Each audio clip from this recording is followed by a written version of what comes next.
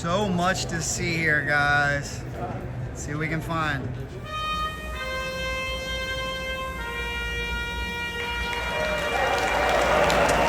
Oh, let's go racing. Wait a minute, let's go auction hunting. Let's go bike hunting.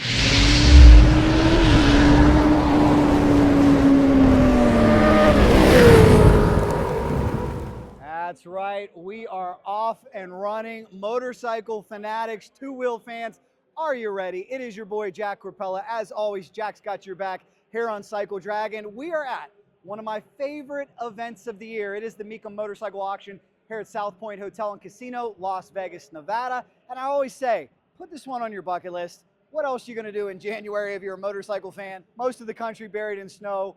We're here having a great time, doing a lot of bench racing, buying some cool bikes. This video, however, sit back, relax, kick your feet up, because we're gonna look at the top 10 Kawasaki's here, at least my picks. Very subjective, very hard to do. There's a lot of great motorcycles here, so I want your thoughts and I want your comments down below. If you've ever owned any of these bikes, I want to hear those stories in the comments. And we begin with my 10th pick. Are you guys ready for this? Let's get this party started, because right here, I think one of the greatest liveries of all time. It is the green, white, and blue Kawasaki KZ1000 ELR Eddie Lawson replica. Come on in here and take a look at this beauty. It is just absolutely a work of art. Now, we're going to talk more about how this motorcycle started coming up in this video, but it all started with the 1973 Kawasaki Z1 900. And by the time we got to the year 1983, we were seeing a lot of different versions of this bike. Why? Because Kawasaki was facing such stiff competition then from the other big three manufacturers that they knew they had to change things up a little bit, spice things up a little bit. So take a look at this monster. Stock, I do believe it had Mikuni carburetors. This one's got the CR Kian carburetors. If you can see there, it's also pretty much all original. Other than that, it does have the 4-into-1 Crocker exhaust. This was a tribute to the road racing legend, Eddie Lawson. I see this bike, I think Rob Muzzy. I think road racing history. Come on in and take a look at this thing. We'll see what it brings in. It's expected to go north of about 20,000 here at Mecum Motorcycle Auction. Here is the aforementioned Crocker exhaust. Many people say this is the best sounding exhaust system on the Kawasaki. If you've ever heard it, you know that unmistakable rumble. It is a true piece of history. Like I said, I think one of the best looking bikes of all time. And later on, we would see Kawasaki come out with this scheme once again with the ZRX. If only there was a ZRX here. But for now, my number 10 pick from the Mecum Motorcycle Auction, top 10 Kawasaki's 1983 KZ1000R Eddie Lawson replica. All right, let's not waste any time. Let's go look for Kawasaki number 9. Boy, there's some good ones up here for sure, some magnificent ones. I told you guys, we're just scratching the surface, and it's going to be hard to compile a top 10. You'll understand why if you follow me out here. A lot of the top echelon bikes are up here on the floor, but wait till you see what is down here. Come with me, guys, and take a look at this amazing selection of motorcycles. Come on, squeeze in here if you can. We've got Wednesday, Thursday, Friday, Saturday, more than 2,000 bikes here at the 2025 Mecum Motorcycle Auction. It is going to be a show. Let's go see if we can find bike number 9. And what do we have here for pick number 9? Is it the 83 ELR once again? No. And I promise you guys out there, this will be the newest bike that makes the list, because there's a lot of classic vintage bikes here. But you heard me talk about it, the very lightweight and nimble Kawasaki ZRX. I'm particularly partial to it. My dad is an owner, and I talk about it all the time. Cycle World ranked the ZRX1100 as one of the best bang for your buck bikes out there. It was pretty dang affordable, loosely based off the ZX11. Came out in 1997. Well, in 2001, this beast, the ZRX1200, replaced the 1100. Again, we go with the Eddie Lawson replica paint, and it's just amazing. I'm telling you right now, if you're looking for a used bike, I saw one of these on Facebook Marketplace for $2,500. It did have a tailpiece that needed replaced, but still, a motorcycle like this for $2,500, pretty impressive. You can do a lot with them if you're into drag racing. You can stretch them. They perform very well on the road if you leave them stock wheelbase. They make about 100 horsepower, which is very similar to the Eddie Lawson replica that we saw from the year 1983, only this one comes with all the new technology that makes it so much more comfortable, so much more enjoyable. It is water cooled. This one's got a Yoshimura exhaust slip-on in the back if you check it out. KYB suspension gives you a very nice ride. I love it. If you're a drag racing fan, you may remember Ricky Gadsden and Rob Muzzy had one of these in Pro Street trim, and it was awesome. It was all the rage. And again, that paint just never gets old. You got to wonder, is Kawasaki going to bring it back? We saw it in '83 with Eddie Lawson. We saw it in the early 2000s with the ZRX. 2025, is it time for an homage to the ELR ZRX? This, ladies and gentlemen, is your number 9 Kawasaki 2001 ZRX1200, and I promise the newest bike you're going to see from here on out.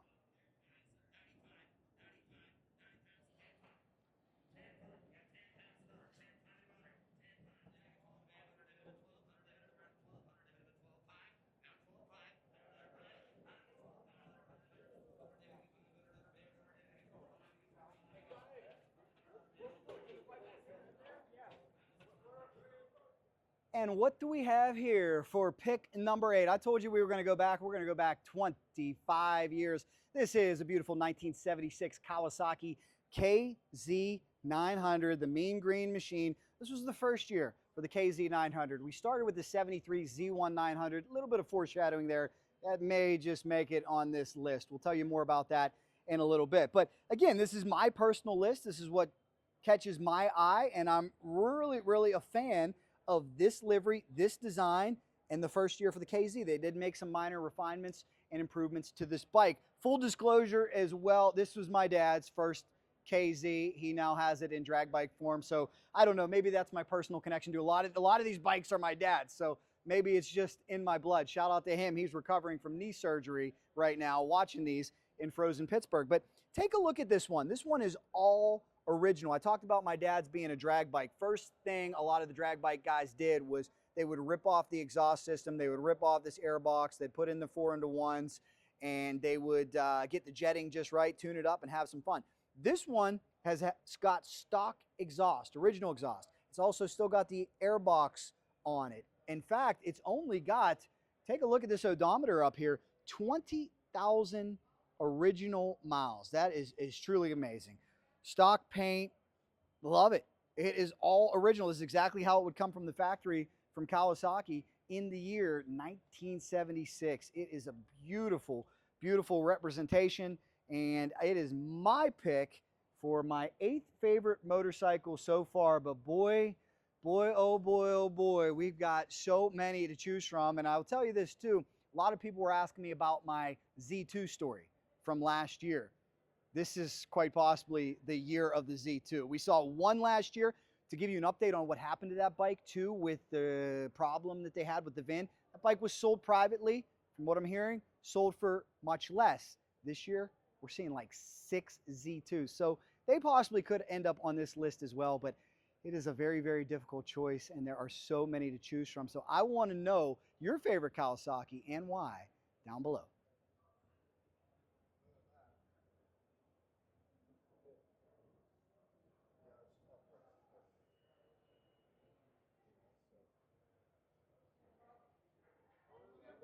That brings us to pick number 7. And again, I got to give a shout out to my dad. It's all about him. This is his first bike. Well, he had a 1973 Kawasaki S2 350. Bought it for $935. Because of that, his racing number is still 935 to this day. Well, here's one I got to say, and this is what you got to love about Mecum Auction. I come here, I get an education. When I first saw this, I thought, this got to be custom paint. My dad has a 73. They came in 2 different colors. They came in gold, more of an orange, excuse me, and they also came in blue. I've never seen in person this white paint right here. Well, this is actually a 1972 Kawasaki S2 350 Mach 2, and I said to myself, there's no way it would be upstairs at Mecum if it was custom paint, because you lose a lot of value when you do that. Everybody wants them how they look from the factory. But to educate you guys on this bike, before the 73 Z1 came out, it was a two-stroke world, especially when you're talking about Kawasaki triples. Why do they call this bike a triple? It's got 3 cylinders, 3 carburetors, 3 exhaust chambers, and these things were snappy quick. The 750 was known as the Widowmaker. Some say the 500 first known as the Widowmaker. That's a debate on here. But this was a bike that was much more comfortable because it wasn't quite as powerful.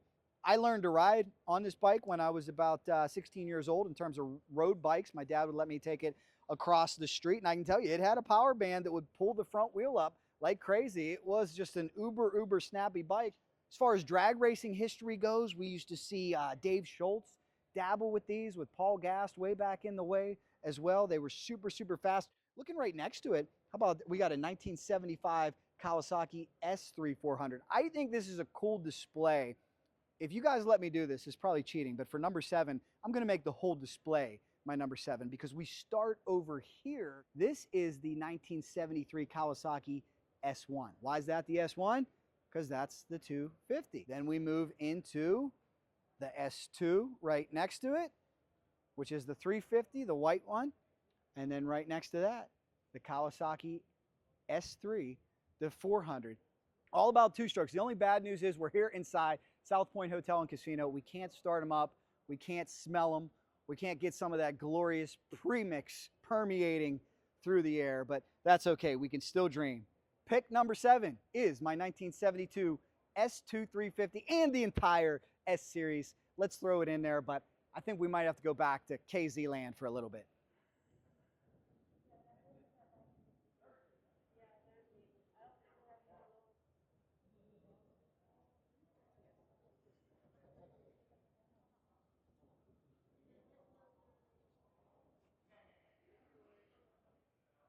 And that leads us to our pick for our 6th favorite motorcycle. Okay, maybe I'm a little biased. I told you my dad was a KZ guy. I'm a KZ guy as well. I own a 1977 KZ1000, but here's a bike that I don't think gets enough praise, that I don't think gets enough love. It is a 1979 Kawasaki KZ1000 Mark II. I told you by the time we got to the late 70s and early 80s, all the frantic frenzy over the Z1 was starting to die down just a little bit, and Kawasaki was really met with some stiff competition. So they had to change things up a little bit. They had to offer some different flavors. Take a look at this tank right here, this angular, futuristic gas tank. It is very similar to what we saw in the Kawasaki Z1R. Big difference with the rare Mark II is that there was no fairing. It was still a naked bike, as you can see out here with the headlight. This motor was refined just a little bit, made 2 more horsepower, and the big upgrade for owners of the Mark II is this bike had electronic ignition. Hurrah! I know so many out there will give me a pound on that one because that made things a lot easier. But the styling, just absolutely beautiful. Like I said, very similar to a Z1R. I love this color, luminous, original paint. It's a Survivor. It is out of the acclaimed Leroy Mitchell Builder Collection. And I'll tell you, he has got some amazing bikes here this weekend. One distinct feature here too, these fork tubes were beefed up a little bit for the Mark II. Drag racers like the refined engine.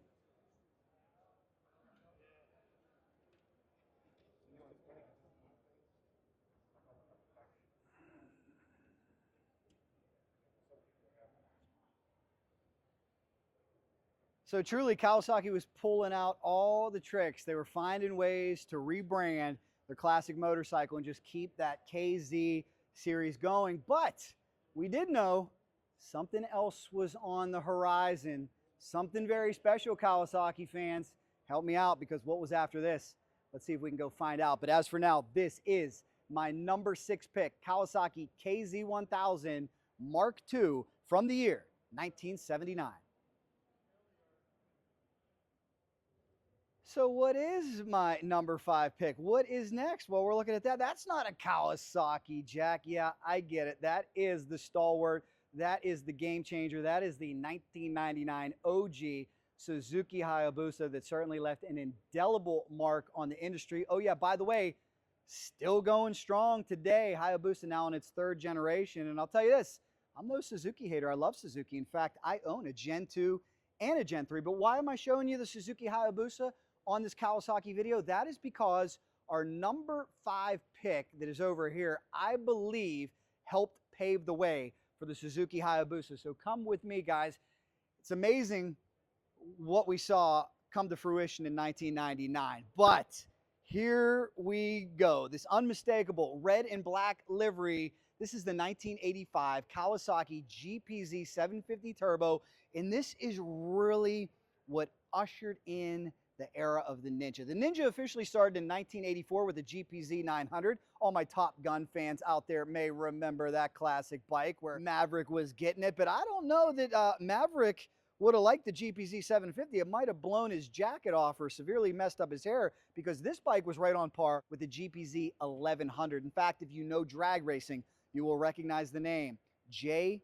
Pee Wee Gleason. He had the record on this bike for quarter mile time at 10:71. That was incredibly fast for the mid 80s, and especially when you're talking about a 750. But really take a look over here. Look at how the game had changed by the time we got to the mid 80s. The KZ had kind of run its course, and it was time for something new. 16 valve cylinder head and all the modern technology that you can see on there. The handling was just phenomenal. It really was the beginning of the sport bike ninja era. And that's why I showed you the Hayabusa up front, because I think it was this one-upmanship among the factories, among the manufacturers, that created the ZX14, created the Hayabusa. It was all about what are they gonna do next. But this machine, just absolutely a piece of history. I love it. Let me give you some of the stats on this machine too. Widely considered to be one of the most powerful turbo bikes of all time, certainly the fastest 1980s Japanese turbo motorcycle machine. It had digital fuel injection and CDI ignition, 5-speed manual gearbox. You gotta love the black and red accents with turbo graphics, distinctive chrome and black turbo intake cooling. It had the black 2-up seat with the passenger grab rail. This thing had a speedometer that went up to 160 miles an hour for good reason. This one right here too, it's only got 7,000 miles on it. It is, I'll tell you, gonna command a pretty penny here at the Mecum Motorcycle Auction, a piece of history, the 1985 Kawasaki GPZ 750. The Ninja era is upon us, and it is my 5th pick here this weekend. That brings us to pick number 4. Maybe I should have said pick number 2, because we're back into two-stroke land. And take a look at it, guys.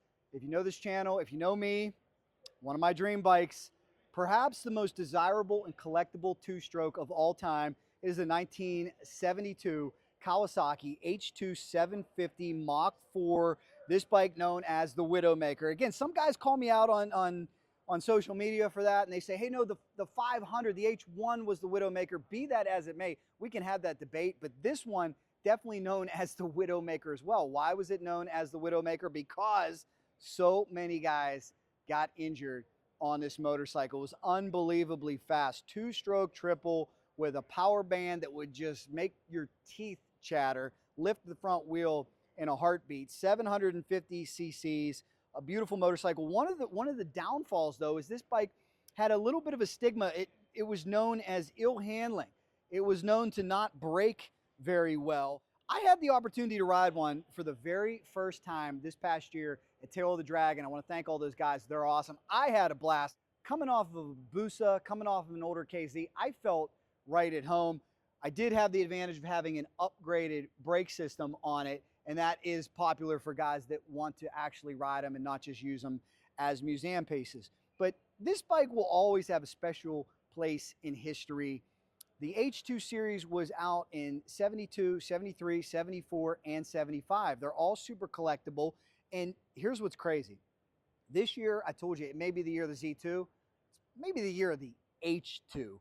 Last year, we witnessed Nori Miyata break a record when his bike got north of 40. Then another one came up and got north of $50,000. Yes, that's right. Let me back up for those of you not following me. These bikes sold for over $50,000. There's a lot of people in the comments like, hey, I bought one for 500, 600 bucks back in the day. I remember that's here at the Mecum Motorcycle Auction, where all it takes is two whales, two rich guys to get into a fight that really want this, that really want to relive their youth, and they could bid each other up $20,000, $30,000. But because of that, we see certain trends. And everybody who had an H2 decided to bring it out this year because we've got over 40 of them here at the 2025 Mecum Motorcycle Auction. We'll see if this trend continues. Will it be a case of supply and demand? With more motorcycles, will that drive the price down? If you remember a couple years ago, we saw Mike Konopacki smash a record with a Z1 900. We saw a bunch of them last year, and we saw the bike kind of cooled off a little bit. It'll be interesting to see what happens this year with these Kawasaki H2s. But I gotta say, absolute piece of history. Take a look. This is where you would put the oil in right here. For some of you newer riders, you'd fill it up with gas. Then you would have to put your oil into the oil injector. Some guys could disconnect the injector and do premix, but if you were a street bike rider, you wouldn't want to do that. Really, the only way that you disconnected that is if you were a hill climber or a drag racer, or you were only using it for racing purposes, or just going on short cruises to where you wouldn't have to mix gas at the gas station. Gotta love it, guys. It is number 4 on our list. It is one of the most legendary bikes of all time, the Kawasaki H2 750. So, hey, if this is number 4, what's going to top it? We must have 3 showstoppers coming up. Let's go check them out.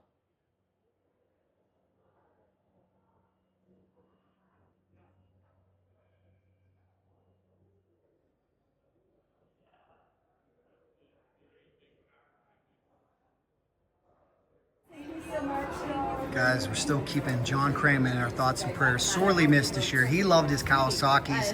He was a KZ1300 guy. He loved two-strokes. We miss him, guys. John Craman, RIP. Everywhere you look in this place, you'll find more and more motorcycles. Watch out for the pigeon. Oh, man. Oh, pigeon. That's not fair. The pigeon not only putting dust, but maybe a little something else, as you saw in this video, on these come on, pigeon.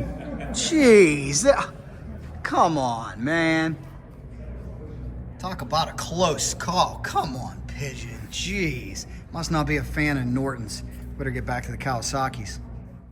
So many bikes to see here at Mecum. I certainly hope you're enjoying this tour. Again, I want to know your thoughts, your comments down below. If you have any stories, if you've ever ridden any of these beasts, let me know. And please give us a share and make sure you subscribe, because we're just getting started with our Mecum coverage. We've got 3 more Kawasaki's to go, and come on with me, take a walk. I do have some breaking news for you as we go find bike number 3. Unfortunately, things don't always go according to plan, and there were to be 37 more Japanese motorcycles here, but unfortunately, the boat didn't make it. It was a shipment from Japan. The boat was late. They're hoping to have them here by Friday, but they're not sure if they're going to make them or not. Sometimes those things happen, but the folks from Mecum will adjust. Now, let's see what we can find for our 3rd motorcycle here. You're going to be impressed with this one, as we've got a lot to get through too. Like I said before, we're going to try to show you some Hondas and some Yamahas, but this is what it's all about right here. Take a look at it, guys. Wow. Some of you might be out there at first glance saying, did Jack pick a 72 H2 750 again? No. Take a look down here. Take a look even closer. Don't rub your eyes. Don't adjust your TV set or smartphone if you can still do that. 1, 2, 3, 4. This is not an H2 750. This is an H2 1000. And oftentimes, like I said, custom bikes don't do great here at Mecum. This is an exception. Alan Millyard is a huge name. He has bikes in Barber. He has bikes all over the place, really, but this one's incredibly rare. There's only 4 of them. We did see one on this channel earlier in California, Daniel Schoenwald's 2-stroke extravaganza. He started it up. It sounded amazing. I can't imagine how it possibly performs. But if you understand the engineering of this, you realize that Alan Millyard was a true genius, literally a rocket scientist, to pull this off and make it happen. A lot of people are very interested in this bike. I know Daniel Schoenwald is not selling his anytime soon, so there's only so many to be had. But it is beautiful, guys. Certainly a bike that should command a pretty penny here. One that we didn't think we were going to see on the auction block. Not an H2 750, but a Kawasaki Mach 4 Allen Millyard H2 1000. This one gets the nod, gets my pick for the third best Kawasaki here at the 2025 Mecum Motorcycle Auction from South Point Hotel and Casino. That leaves us with just two more.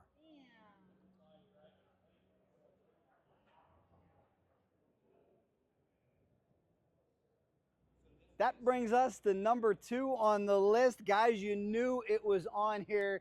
I did some foreshadowing. You know, maybe I should have started with this bike for storytelling purposes, but it wouldn't do it justice to have it number 10. Of course, I'm talking about the bike that changed the game, the 1973 Kawasaki Z1 900. This bike was so transformative. Got to give you a little bit of the backstory too, a little bit of the history. As I said before, it was mainly a two-stroke world aside from the Honda CB750. Competition was so hot and heavy between Kawasaki and Honda at the time. When Honda released that CB, Kawasaki took a step back and said, we were ready with a 750, but we're not gonna unleash it just yet. We gotta find a way to one-up Honda. What did I tell you in this video? What made so many of these motorcycles great? The competition amongst the factories, how they were pushing each other. And this one just took it to a whole nother level. Look at that iconic power plant right there. It was a beautiful double overhead cam 900cc Warrior. This thing made about 82 horsepower stock.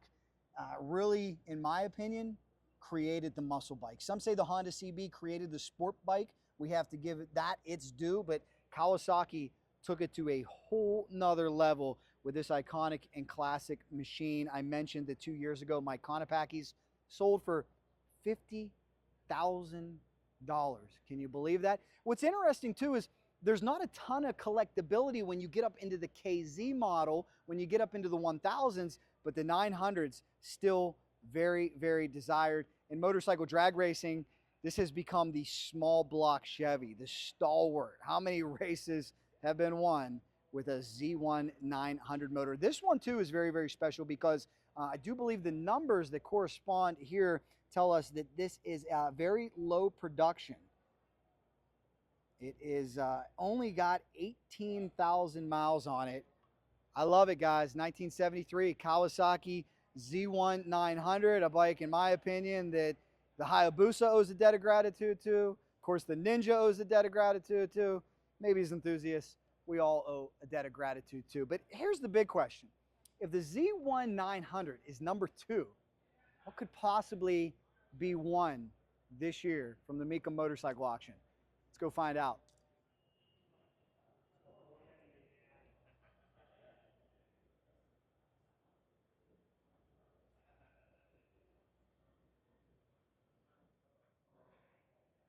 Yes, we got a lot to get through. Like I said, make sure you subscribe to this channel because we have more content coming. We're going to do many more top 10s. We also have a lot of videos from years past from the Mecum Motorcycle Auction, one of our favorite events of the year that we absolutely love. Hope you get a chance to come here. If you're here in 2025, say hello to me for sure. Now, what is number 1? Come on over here because we have found it. And some of you are probably saying, again, is Jack losing his mind? Does he keep picking the same bike? Is he picking a 1973 Kawasaki Z1 900 again? No, no, no, no, no. Come a little closer and take a look at that side cover because this is the very rare little brother known as the Kawasaki Z2 750. Let's talk about what's going on this year. If you watched my coverage last year, you know that there was a Z2 here. It was the first time I had seen one in person. What is the Z2? It was a model primarily only sold in Japan because you could only sell a motorcycle up to 750 cc's in that country. So the Z1 900 was out. We've heard that this has to do with the rivalry between Honda and Kawasaki, and maybe Honda had a little more pull with the government over there, and they said, no, no, no, that Z1 900 is not coming over here. So this was dubbed Little Brother. Well, last year there was one here. There was a problem, unfortunately, with the VIN. I'm sure you guys saw the video. That bike ended up selling privately for much less. And what do we see this year? I think there's 6 here. So that's amazing. Last year we were talking stats, and a lot of this stuff is hard to research. How many are left in the United States? I think we were coming up with the number 10, 15. Well, if there's only 10, 15 in the United States, 6 of them are right here in Las Vegas. But here's what is particularly impressive about this bike, if you get a close look, is this one is unrestored. It is 100% all original. And before we go any further, why don't you come take a look right in there and take a good look at that steering neck. They have verified the VIN on this machine. This one, I think what we're going to see this year is, again, supply and demand, because there's 6 Z2s here. You're probably going to see the price go down a little bit, but I don't think for this one, because this one is a survivor. And in this market, the old cliche is so true that it is only original once. I was talking to Jim Bellistreri, my good friend from the Throttle Stop, and he was talking about doing a restoration and maybe buying this one. And I said, Jim, please, if you want to do a restoration, don't buy this one. Buy one that looks god awful or in pieces that you're going to put back together and restore, because this one is 100% original. Look at this. This paint has survived. It is the first time I have seen a 1973 Kawasaki Z2 little brother in the flesh, in person, and it is something to see. Before we go, I got to give an honorable mention to this one right here. Come take a look. This one should have made the list, but I was giving so much love to the KZ1000 and the different iterations that I didn't get to all of them. This is the 1978 Kawasaki KZ1000 Z1R TC. That is the first turbo production bike from Japan. Piece of history. Talked about how the Z1 had about 80 horsepower. This one had about 120 horsepower. It could go into the 10s right out of the box. Well, let's get this Suzuki party started. Yes, indeed. I love it. GS1150E. Quick question for all my experts. What is this GS1150E going to sell for? What are our guesses here? 4,500. 6, 8, 9, 4,500. Oh, we're all over the place. Here we go. Here comes this GS. GS1150E, highly original condition. You're right, $5 how much here? 10. You're 10, negative down to another bid. 5 pounds, another dollar. 5 pounds, another bid. 5, 3,000, 3,500. You're 3, 35, 4. 4 pounds, another bid. $3,500, 4 pounds, 45. 5 pounds, another $5,500 bid. 5,500, 5 pounds, and $5,500. You're 5, negative 5,500. 5 pounds, another bid. $5,500. 5 pounds, another $5,500. Here for Dale, $5,500 bid. 5 pounds another, 5,500. Last call, $5,500. 5 pounds another, 5,500. Close bid at 5 pounds another bid goes on at 5. Amazing, amazing to me. $5,000 for that classic. It is 10 pounds out of I bid. just don't 10, understand 35, 4. 4,500, 4,500, 4 pounds another, 4,500 out of bid, 4,500, 4 pounds. Total head scratcher to me, guys, why those 1150Es are not more collectible. Maybe I'm biased because I'm a drag racing guy, but I think they're great bikes. They look awesome. On the other side of the camera with us, man, we're going to meet in a few moments, Clay Baker of Moto Next. Good to have you here, Clay. Thanks so much. Great to be here. This is a blast. Well, I did the top 10 Kawasaki's. I promised you guys I would do some other makes. Want to do the top 10 Suzuki's, but here's what's amazing. Finding 10 Suzuki's here at the Mecum Motorcycle Auction, not as easy as Clay and I thought. Kawasaki really seems to be dominating the Japanese vintage collector market, but I'm going to give you my top 10. I love that GS that we just saw moments ago. We'll circle back on the 1150E, but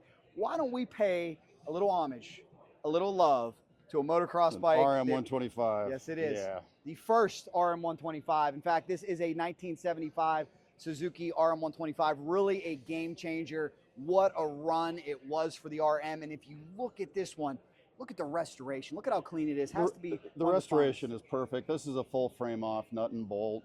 Look at the fuel system. Somebody meant to put some gas through this, buddy. Yeah, upgraded carburetor. So what that means is it's a rider. And you know what we say? Don't hide them, ride them. I love the philosophy here. I don't know, maybe somebody will buy it and take it back on the motocross track, or maybe just putt around some paved roads and keep it so nice and clean. But it is a piece of history, guys. First ever RM125. Let's continue with this Suzuki party, and we're going to jump right into my number 9 pick. And ta-da, it's right here. Suzuki RG Gamma from the year 1989. I've spent so much time talking about the Kawasaki H2 750. If you watched my last Kawasaki video, you know that that comprised 2 picks because we also did the Millyard H2 1000. Well, this may be arguably the most collectible, maybe even, you know, if you're not going to say the most collectible, second most collectible 2-stroke out there. Suzuki guys love these. Sport bike guys love these. They say it is the best performing, best handling 2-stroke street bike ever made. And one of the reasons why it is so rare is, remember, this could not be sold in the United States in the year 1989, being that it was a 2-stroke, couldn't be sold here. So a lot of them were imported in from Canada. This one, just an amazing restoration. Clay, what do you think about this one? How would you grade it? Jack, this is stunning. You know, a scale of 1 to 10, this is a sweet 10. It's a beautiful restoration done by somebody who really knows what they're doing. Lance Gamma, you know, Mr. Gamma himself, and it just, every detail is perfect. This is not only a great rider, but it's a great show bike. 4-cylinder 2-stroke. I've got to hear them run. They make a whole lot of smoke. They make a whole lot of noise. I still want to ride one someday, I'm hoping. Got to ride an H2 this year, so we'll put this one on the bucket list and hope that we can ride it. There are my picks 10 and 9. We still got 8 fantastic Suzukis to go. And by the way, if you had any of these bikes, if you know anything about these bikes, we want to know your comments down below. This is just my list, subjective. Making a top 10 list is not the easiest thing here because there's a lot of great bikes, even with the Suzukis, but we're going to try. Let's go find pick number 8.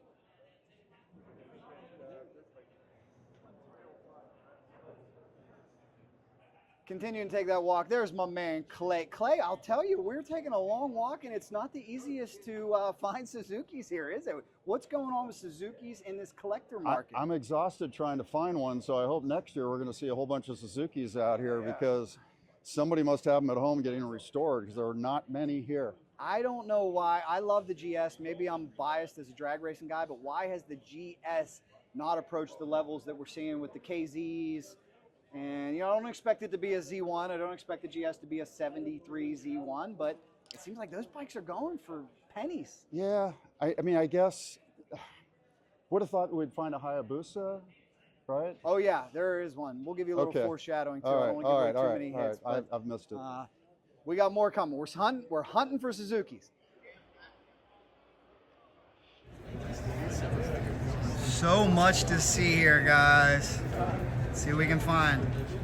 What do we have for pick number 3? Take a look at it. If you follow this channel, we have seen a million gazillion of these on the drag strip. Gotta love them. This one is the 2002 GSXR1000. Now, what is so special about this motorcycle that I wanted to point out? Well, guys, it's a brand new 02.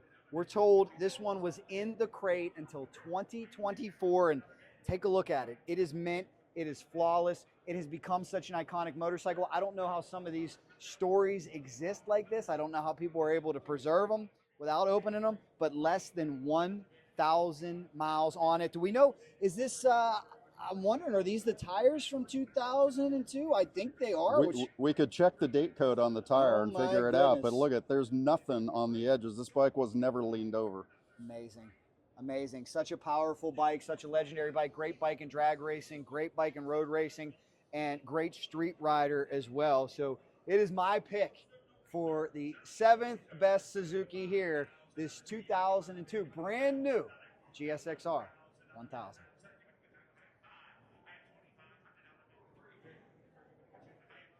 Here's where the bikes go that do not meet their reserve. They come here to the bid goes on, where individuals can still make an offer on them.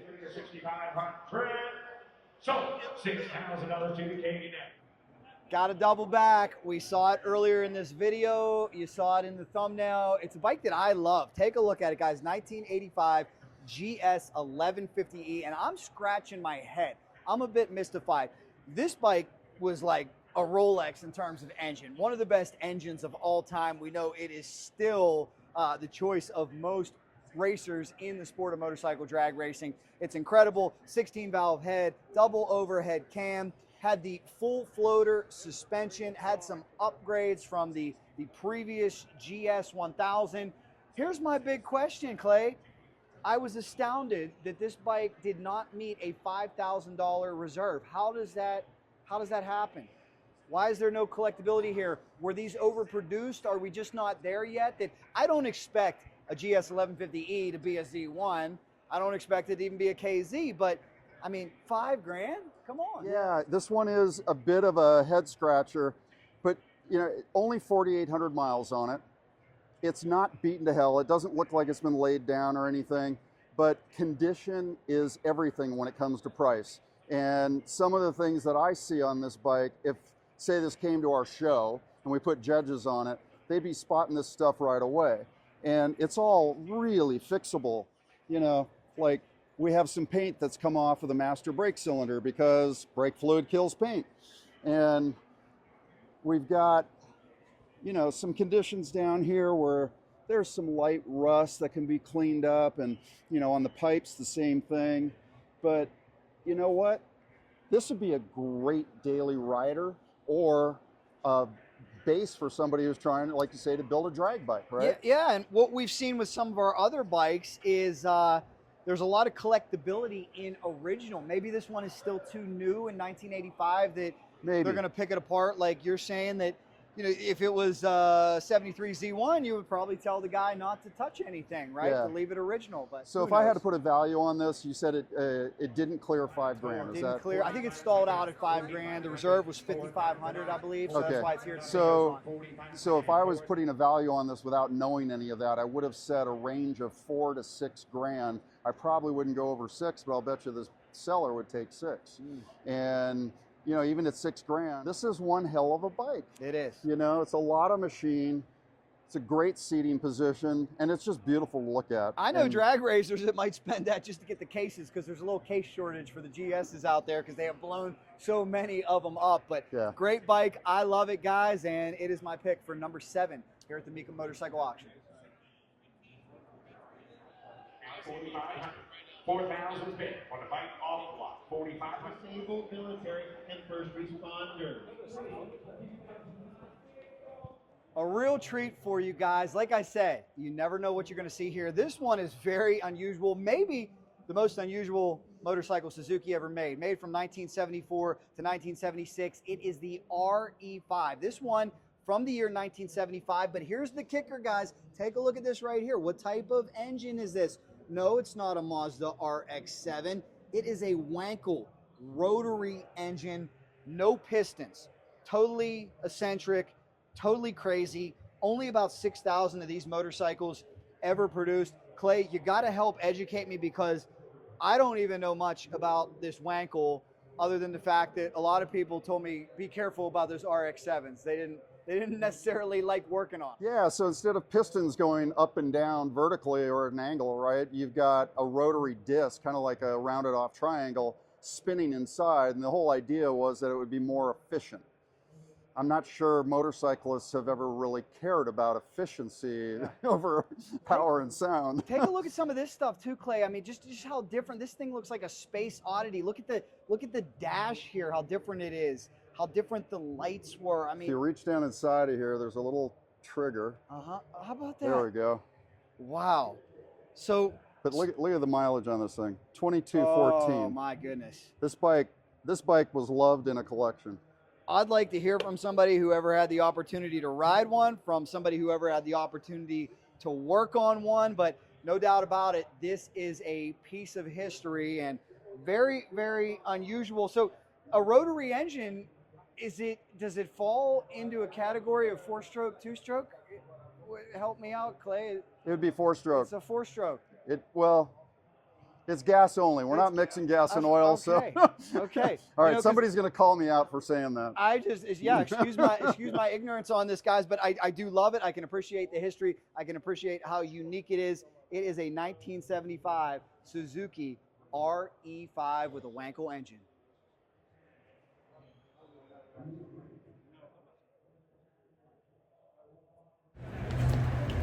What a great turnout this year. Just getting started.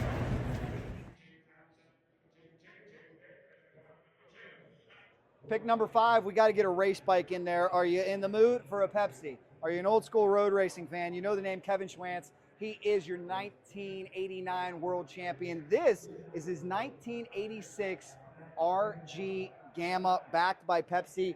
This is not a replica, we're told. There were some replicas floating around. This is authentic. When you talk about the race world, you always wonder when there's practice bikes and backup bikes and which one actually was on the track. There's maybe questions that we're just not quite able to answer. The reason I say that is there was a Chad Reed bike that sold in here a few years ago. I walked up to Chad and showed him that, and he said, yeah, we had 5 or 6 bikes that year. Some of them only hit the practice track. So you never really know, but you got to believe this bike being upstairs here at Mecum is going to check out. Here's the question I have for you, Clay. From a collector's standpoint, we don't typically see race bikes do well vis-a-vis stock motorcycles, but being that this one is so famous, is it going to have a chance to fly? Yeah, there's going to be just a smaller crowd that's going to really know this bike or race bikes in general.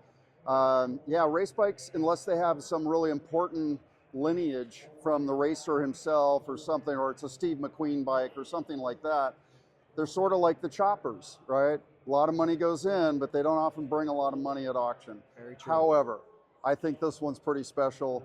The condition is fantastic. I think it's just a cool bike. We're just talking to the security guard, and she said it best, right? This is badass. Yes, it is indeed. And how about that? 2 RG Gammas making my list, but deservedly so. It is my pick number 5. Let's go find 4.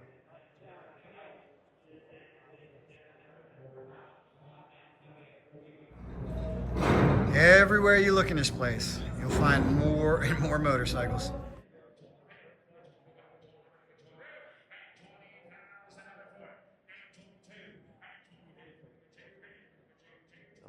Pick number 4, and this bike certainly wasn't for everybody. It was a deviation for Suzuki, and I think it has just become more famous. The legend has grown year after year, kind of like the CBX, maybe rejected at first by some of that market back in the 70s, but more appreciated now. And I tell you right now, the Suzuki Katana from the first year, 1982, is a legend. Now, why was this bike so radical and not accepted for everybody? It took some time to get used to.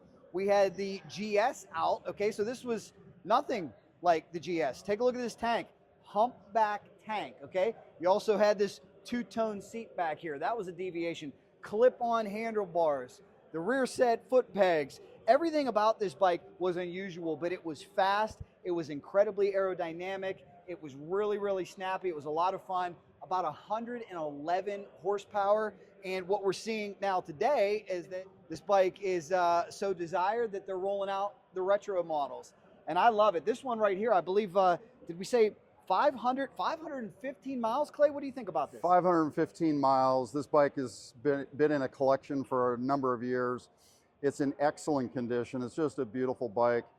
And they only brought 2,500 of these into North America. So very limited edition. If you're a collector and you're looking for a Katana, this is a great example that could easily go into another collection. Or if you like that 111 horsepower, I mean, it's a nice way to go pick up the milk. I'd like to ride one. Almost, you know, this hump tank right here, a lot of people found it uncomfortable. Some guys would say put a tank bag on it, lay on it, but it's a lot of fun. Don't call it a can of tuna either. I remember the haters would call it a can of tuna. It is a Katana. It is awesome. It is a piece of history, and it is my number 4 pick on my list of top 10 Suzukis here this year at Mecum. Clay, have you found some youth? Yes, I found some youth. So, you know, the Scotts Valley Motorcycle Show that I do with my friends, we're constantly creating events to bring more youth in, figure out what excites them. And so when I saw this young man here walking through the Mecum Motorcycle Auction, I'm like, dude, what are you doing here? It's just really cool to see all like this old stuff. Yeah? Yeah. So, have you seen something you really like you'd want to have or want to ride? I mean, like a few things. Like I saw you eyeing this XR75 over here, and that's what Yeah. guys my age all started out on, Mhm. or hope to have. Yeah, I have an XR80 at home. Oh, wow. Okay. Well, this isn't fair. I didn't know you had bikes. Yeah. And you like the New York Giants? Yeah. But you're hanging out with John Harbaugh, coach the Baltimore Ravens. What's going on over here? I don't know. Now, he started on an 83 XR80. Awesome. That's awesome. That's in pristine. Still original tires, still original grips. Oh, that's Barn find. fantastic. My brother-in-law's barn find. Great. Well, it's great to see That's some awesome. youth, man. So awesome. What's your all-time favorite motorcycle? My dirt bike, There you go. XR85. I Yep. like it. Awesome. Thanks for being here. Thanks a lot, Thank man. you.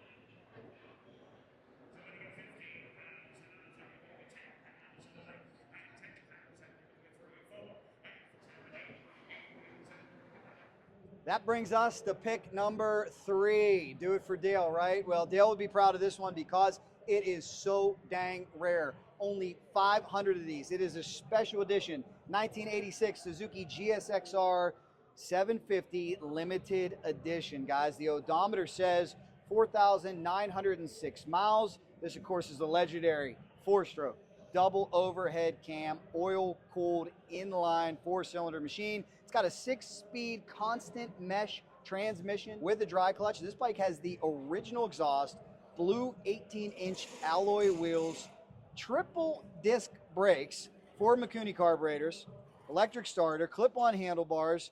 The original price was $6,499, making it the most expensive Japanese sport bike available in that period. And really, as I give this one the eye test and Clay helps me, Clay, it's a piece of history that has lived on. I mean, how would you assess this condition? Looks outstanding. Absolutely. The condition, given it's not a high mileage bike, but it's been ridden, right?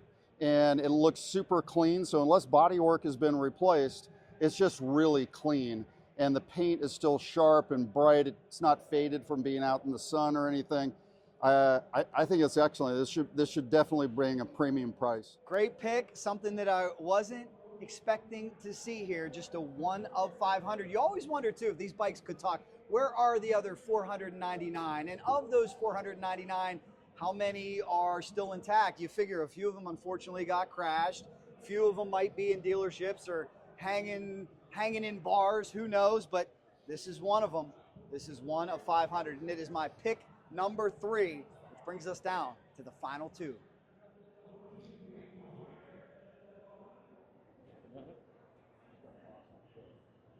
I'm gonna be about 5 for 5. I'm gonna be about 513. I'm gonna be 13. 5. Sold 13,000 Megan. Now I bring P170.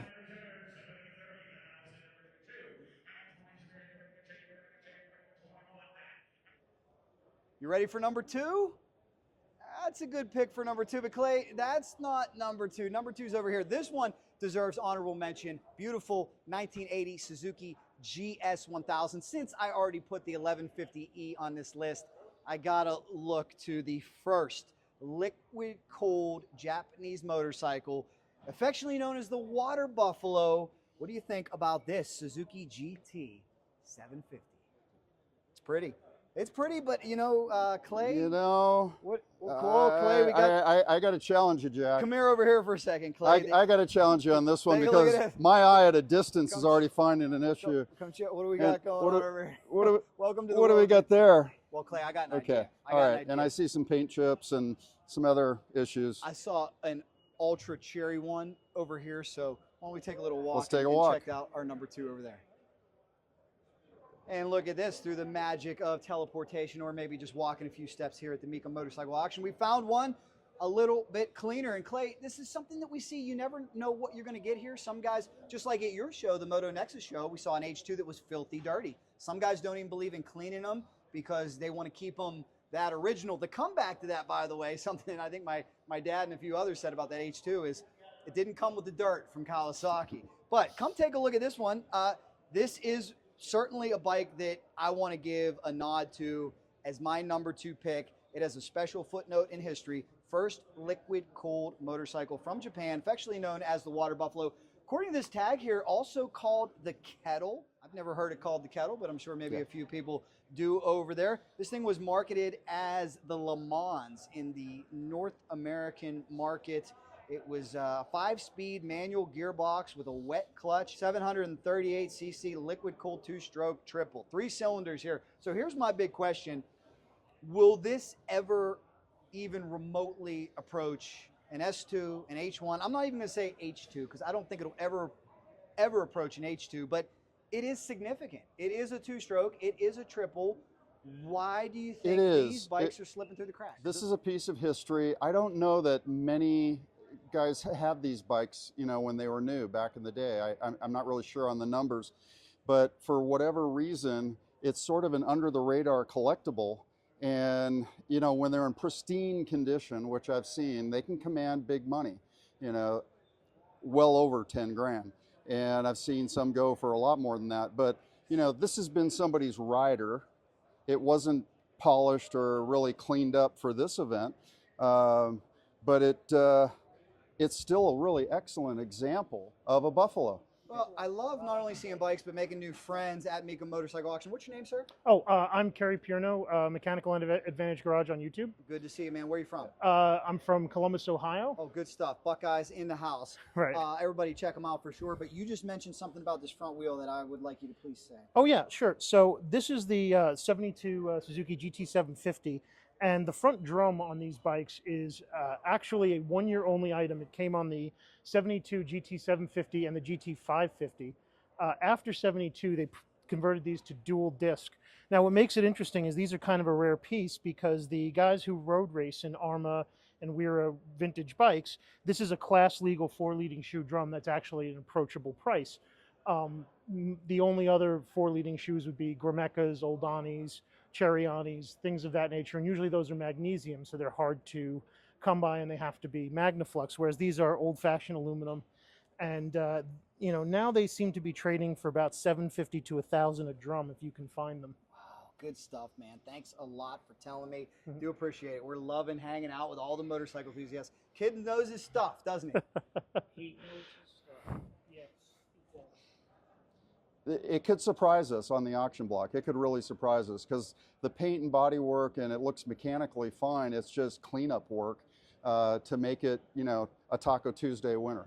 I love it, guys. It is my number 2 pick. It is a piece of history. First liquid cooled bike from Japan, the Water Buffalo. So what is number 1? What's Jack going to pick? And by the way, before we get to number 1, leave me your thoughts down below. If you've ever had any of these bikes, again, we want to hear those stories. We want to hear about your favorite Suzukis. What did I get? What did I miss? Subjective list. What am I going to put at number 1? Let's go find out.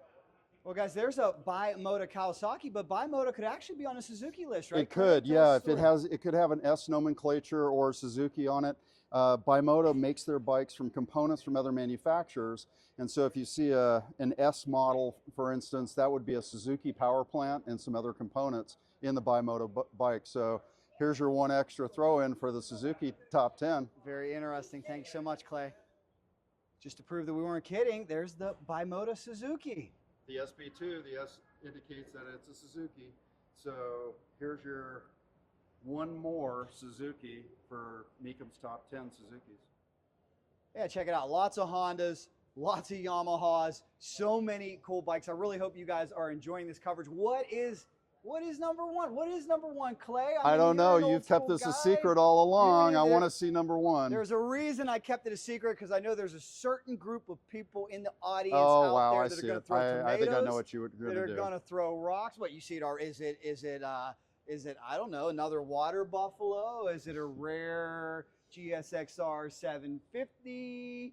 Is it another Katana? No, ladies and gentlemen.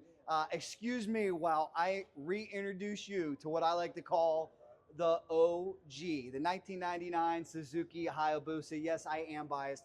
I'm a Hayabusa owner, and I was reluctant to pick this as number 1. Why was I? Because we're surrounded by amazing vintage motorcycles. 1999 wasn't that long ago, but I think people in my age group kind of look back that way. You know, if you're in your 40s, you think 99 wasn't that long ago, but guys, we're talking about 26 years ago, and here's the most amazing thing. This bike is still going strong today. We are now in the 3rd generation of Suzuki Hayabusa. It took the hyper bike to the next level. It took motorcycle performance to the next level. We can thank this bike for the ZX14, which would be Kawasaki's response, and it has become the quintessential bike on the drag strip. We know that if you've ever watched my channel or ever seen some fast pro street racing. But I really think that when you look back at history, and Clay, you can speak to this, because big shout out to the KZ series, the GS series, all these legendary bikes. If you look at their runs, you know, few years here, decade here, 26 years. Yeah, Who would have thought this there would aren't too many models in the motorcycle world where everything is purpose built for a specific rider, for a specific purpose, under certain conditions, and to have a bike that hangs around for all these years, right? You said over 25 years, right? Yeah, 1999. And, wow. You know, and I know what was funny for me is I think the first time I saw a 99 Hayabusa show up at Mecum was like 2020, and it looked so out of place. Maybe that's just me because I'm so used to seeing them at the drag strip, and they're so new, right? But it's like, honestly, it is a first-year model of an iconic and legendary bike that really changed the game. 1,300 cc's. If you've ever been on one, Clay, have you ever ridden the Suzuki Hayabusa? I haven't, and I would love to. Come visit me. You can. You might have to put a little escrow down just in case. No, I'm just kidding. You're okay. But here's the problem. This throttle on a Busa, you know, the first time I got on it, it reminded me of a roller coaster at Cedar Point or Kennywood, where I'm from in Pittsburgh, and it said, "Come on, ride me. Come on, ride me." So you have to be careful. You have to exercise discipline. And I liken this bike to probably where guys were with the H2 750 back in the day, why it's known as the Widowmaker. Sure. People with no motorcycle experience jump on it, they're going to get in a lot of trouble. This is a bike you really, really have to respect. I cringed when I was at the University of Florida and I saw a kid, let's just say his parents had a few bucks and he decided, I'm going to be a motorcycle rider. First bike, Suzuki Hayabusa, flip-flops and a tank top. No, that was not a good idea. I told him, I said, please, go learn on a dirt bike, go take some courses. Don't let a Suzuki Hayabusa be your first bike. But I will say this too, in terms of comfort, some people think you need to wring their neck. This bike has so much torque. I think it's a very comfortable highway cruiser at 3,000 or 4,000 RPMs. Also, a lot of people consider it a much heavier bike than the GSXR1000. I find it comfortable on the twisties. You may not do a whole lot of knee dragging on this thing, but I think it turns well, and I absolutely love it. So Clay, you're going to have to come visit me in Florida. I will. I mean, it's just so long and sexy and all these shapes. I just think it's a gorgeous bike. I can see why you picked it as #1. I was thinking that maybe you picked it because you follow drag racing, and these are all over the drag strips. I don't follow drag racing, and I know they're all over the drag strips. That's what a lot of people in the comments are going to say. Throw those tomatoes. You know, I deserve it. They say, Jack, how could you walk by that water buffalo? How could you walk by that other classic? But come on, guys. I think it's time we give the respect this motorcycle deserves. Anytime you make it through 3 generations, 26 years and counting. And here's the next question for all you out there. How long will we go with the Suzuki Hayabusa? Could we be looking at 30 years? I don't think Suzuki has any plans of shutting down production. You know, the Honda 754 was an instant classic when it shipped on day 1. Maybe that's what we're looking at here. One day we're going to look back and say, the Hayabusa was the instant classic from the first shipment. Yes, it was. 750F. Thank you. It's Honda time. Got to get you down for this one. Top 10 Hondas from the Mecum Motorcycle Auction. This is going to be fun. Let's go. All right, it is Honda time, and you know what? It's time for me to defer to one of the true Honda experts over here, my man Clay Baker, Moto Nexus. So good to see you. Last time we saw you up in Northern California. Yeah, at the Scotts Valley Motorcycle Show. Looking forward to that this year. Co-sponsored by Moto Nexus. Love it. Moto Nexus, the place to go if you need a bike. By the way, guys, we're going to do your top 10 Hondas. Are you ready for this? I've got mostly Hondas and then a couple of sneakers I'm going to bring in on you because I do know a little bit about Nortons and BMWs. Okay, and there's something very, very special here to look at in the BMW world. All right, guys, let's start with our number 10 Honda. Today, here on stage is owned by... What a great turnout this year. And for our number 10 pick to get this Honda party started, Clay, what have you selected? Is this gorgeous or what? This is a frame-up restoration, 1 mile since the restoration was done.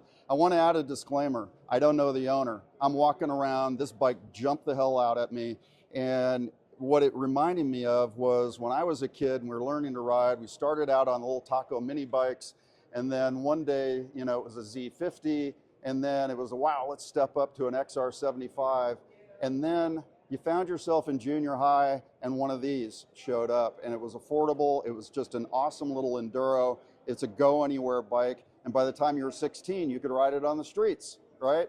I mean, what's better? So I'm looking at this restoration and I cannot find a flaw that we would mark off on one of our shows out in Scotts Valley. Super clean, guys. 1971 Honda SL125, and this is pick number 10 for Clay. Clay, we're off to a great start. All right, as we go look at another Honda, that one right there, little 125cc frame-up restoration. I say it's worth 5 to 7K in this auction, in this market, but I always get surprised. Is the market getting soft this year? You know what? It's weird because the market got really soft in November of 22. We saw a big slide. I counted about a 40% decline in prices since then. We kind of bottomed out. The stock market's been raging, so people have some cash. but I'm kind of on the fence right now, you know, with are people spending it or are they saving it? And all the data says people are holding their cash. So we could be surprised. That brings us to Clay's number 9 pick, and this picture ought to tell the story. I gotta say, one thing I'm surprised at, this one might have been a little higher on my list. I am a big fan of the CBX1000, I think only made for 2 years. This one, 1980, good choice, Clay. Tell me all about it and why you selected this as number 9.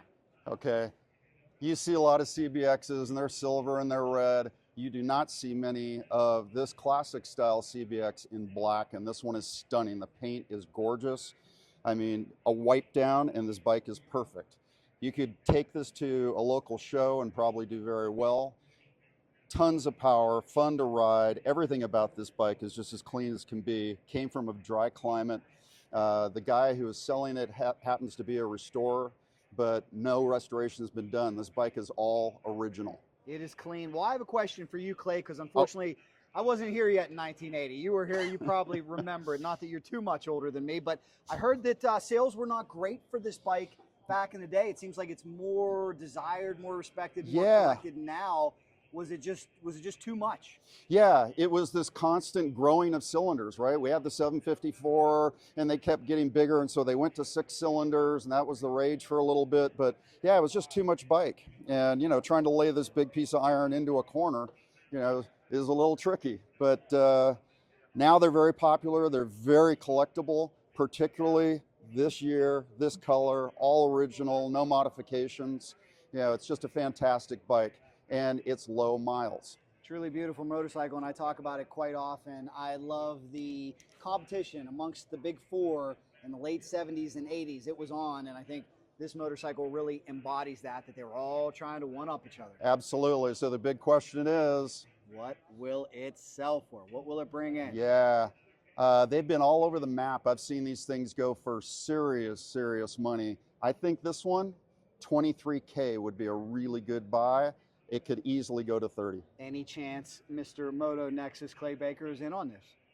No, I'm not buying, but well, hey, your wife is not watching. No. Well, she may later, but I've got an empty trailer here, but I'm hoping to not bring it home full. We'll see what happens, guys. Let us know your memories of the great Honda CBX. So let's go find bike number 8. Great choice for 9, and let me correct myself. The CBX actually debuted in 79, and they did make it till 82. 82. So yeah, great motorcycle. Pick number 8, a 1972 Honda CB500 in excellent condition. Good choice, Clay. Why this one for number 8? Is this gorgeous? So I've got 754s, I've got 350s, but when you talk about an ideal middleweight bike, the 500 and the 554s are just fantastic. They're actually really easy to work on. And this particular bike I just thought was so clean and so sharp. And what I love is we know that the tail light lens was never replaced because there's the dealership sticker right there. Very cool. So very cool. the guy who, I happen to know the seller of this bike, okay, and he only has collections of very clean bikes. He probably did nothing more than wash and polish this one.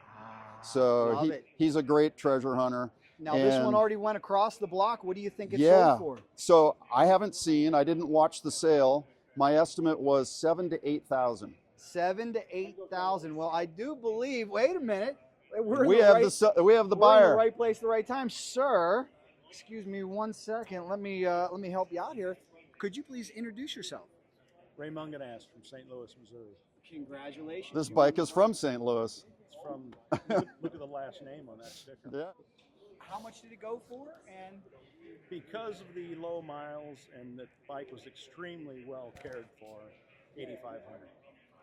Congratulations. What an awesome motorcycle. I mean, what was it that made you go after this one? Well, first of all, to me, at $8,500, it was still a very good buy. But this came new from my father's shop in '72. That's a sentimental, great story. Congratulations. I'm so glad you're taking it home. So am I. Thank you very much. How about that, Clay? That's fantastic. I mean, I looked at the sticker again because it's from Munganast Honda, right? From your father's dealership, and it's back in the family. That's fantastic. There you go. There you go. And this is about as clean as they've come. I've seen 1,000 of these bikes, and very, very few, unless they've been restored, look like this. Yeah, it'll be at our museum, which is Classic Bike headquarters, classicbikeh2.com. Outstanding. Great story. Congratulations. It is pick number 8.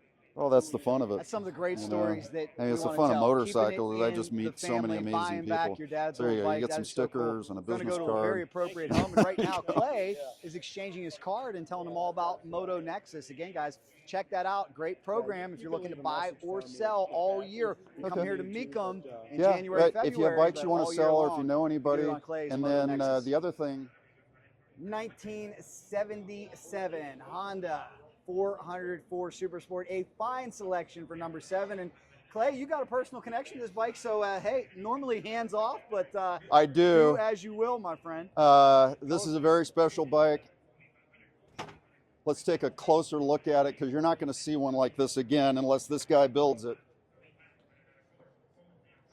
I do believe I recognize this from the Moto Nexus show. Yeah, this was at the Scotts Valley Motorcycle Show last year. Really tough competition in the Japanese class, because if you remember, we had almost 30 bikes in that class. This was one of them. This is a 100% restoration with NOS parts. Everything has been completely redone. This is a 100-point show bike. No question about it.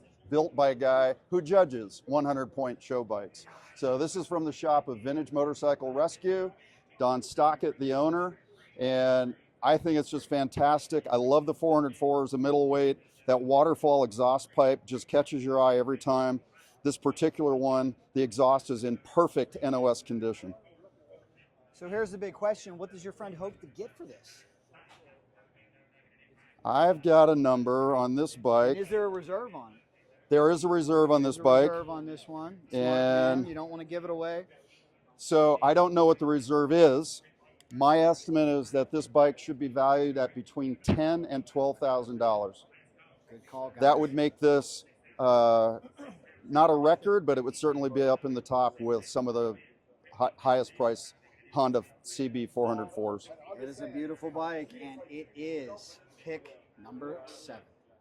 So here's the Flying Dragon right next to it. I immediately said, all right, this is going to be number 6, Clay, and you have somehow left it off your list. What's did. up with this? I did. You know, this is not a bike that everybody loves or everybody is going to be able to buy. They're expensive as heck.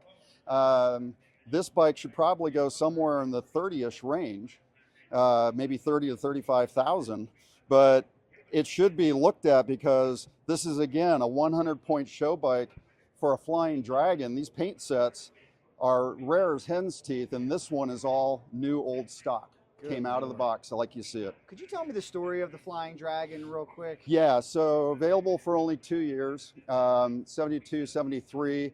In the US, there were 4 color schemes on 350s, and then you had also some 450s, that CL 450. In Japan, they had another 3 colors, and they put them on CBs, not CLs. So you would buy your stock 350 like this, a CL 350, and then the tank and the side covers were an extra purchase. That was almost as much as the bike. Wow. So very few people did it. It wasn't popular back in the day, but it was very kind of custom, hippie-ish, you know, look, that vibe. And I'm old enough to know that I can use those words. But yeah, this one is just exquisite. So we're on the hunt for number 6. Are you sure that's not on your list? Yeah, I wanted to put it on the list, but I really wanted to pick things that everybody could get out and buy and make a bid on. So I excluded the Dragon, and I also, those 2 bikes are from Vintage Motorcycle Rescue. It wasn't fair to have somebody in there twice. Well, that's why I want to let everybody in the comments know. If you watched my first video, my top 10 Kawasaki's, it was so hard to make a top 10 list. There were a lot of honorable mentions, and that's what's great. These lists are subjective, so get here in person and you can make your own list. Exactly, and then the other reason that I didn't put that Honda in was I've got something really special for my number 1 that I want to show you. And it was a toss-up, and I was like, yeah, everybody ought to have this number 1 in their collection instead of the Flying Dragon, maybe. So, you know, I'm going to catch some comments for that one. Little teaser, let's go find 6.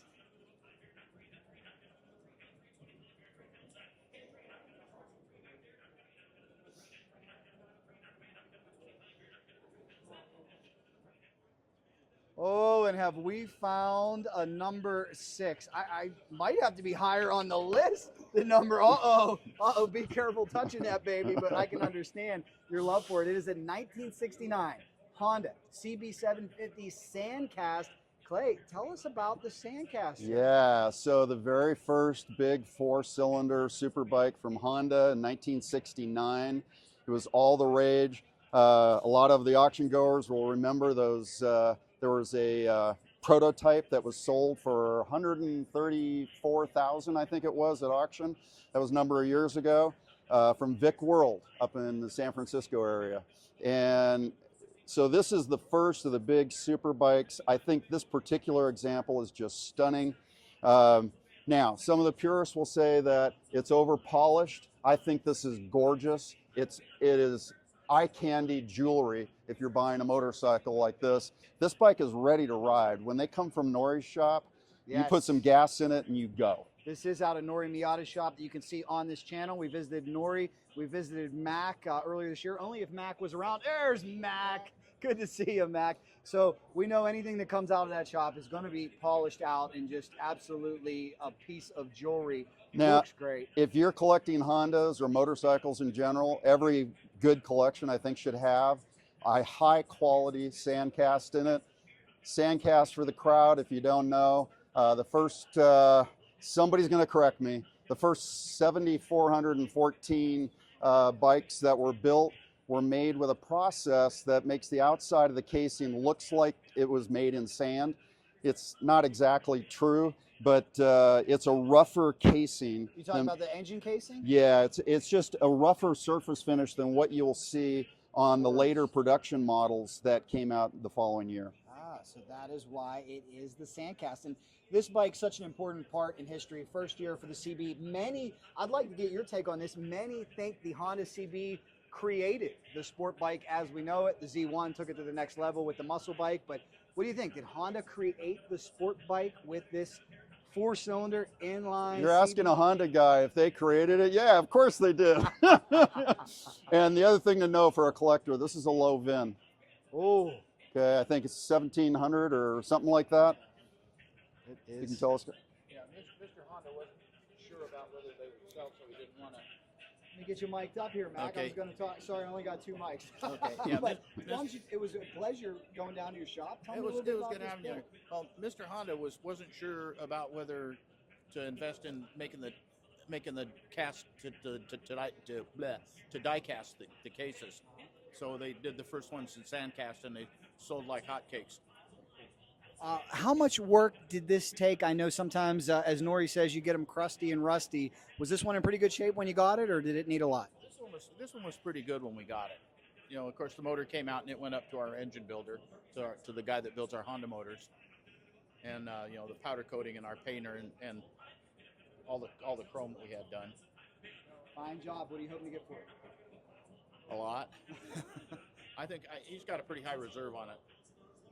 You know, so I'm not exactly sure. All right, $1 million question, Clay. What do you think this baby brings in? These bikes can be all over the map, and it depends on who's got the cash right now. So the economy does drive a lot of this.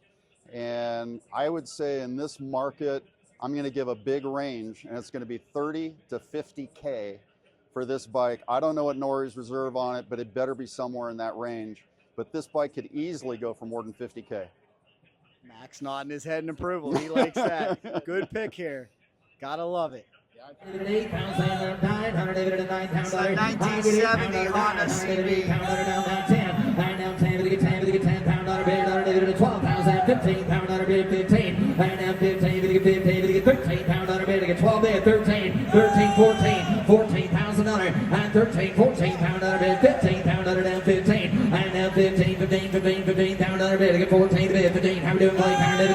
I got 15 ahead of you, £16. I'm 15, 16. I'm now 15, 16, £16. 11 notes for sale. I'm going to get 16. I'm now 15, 16,000. I'm now research off 17. I'm now 17. I get 16 pound down 17 to bid. I'm going to get 17, 17. Now 18 pound bid. I get 17 to bid. 18,000. Telephone, you're up, sir. 18.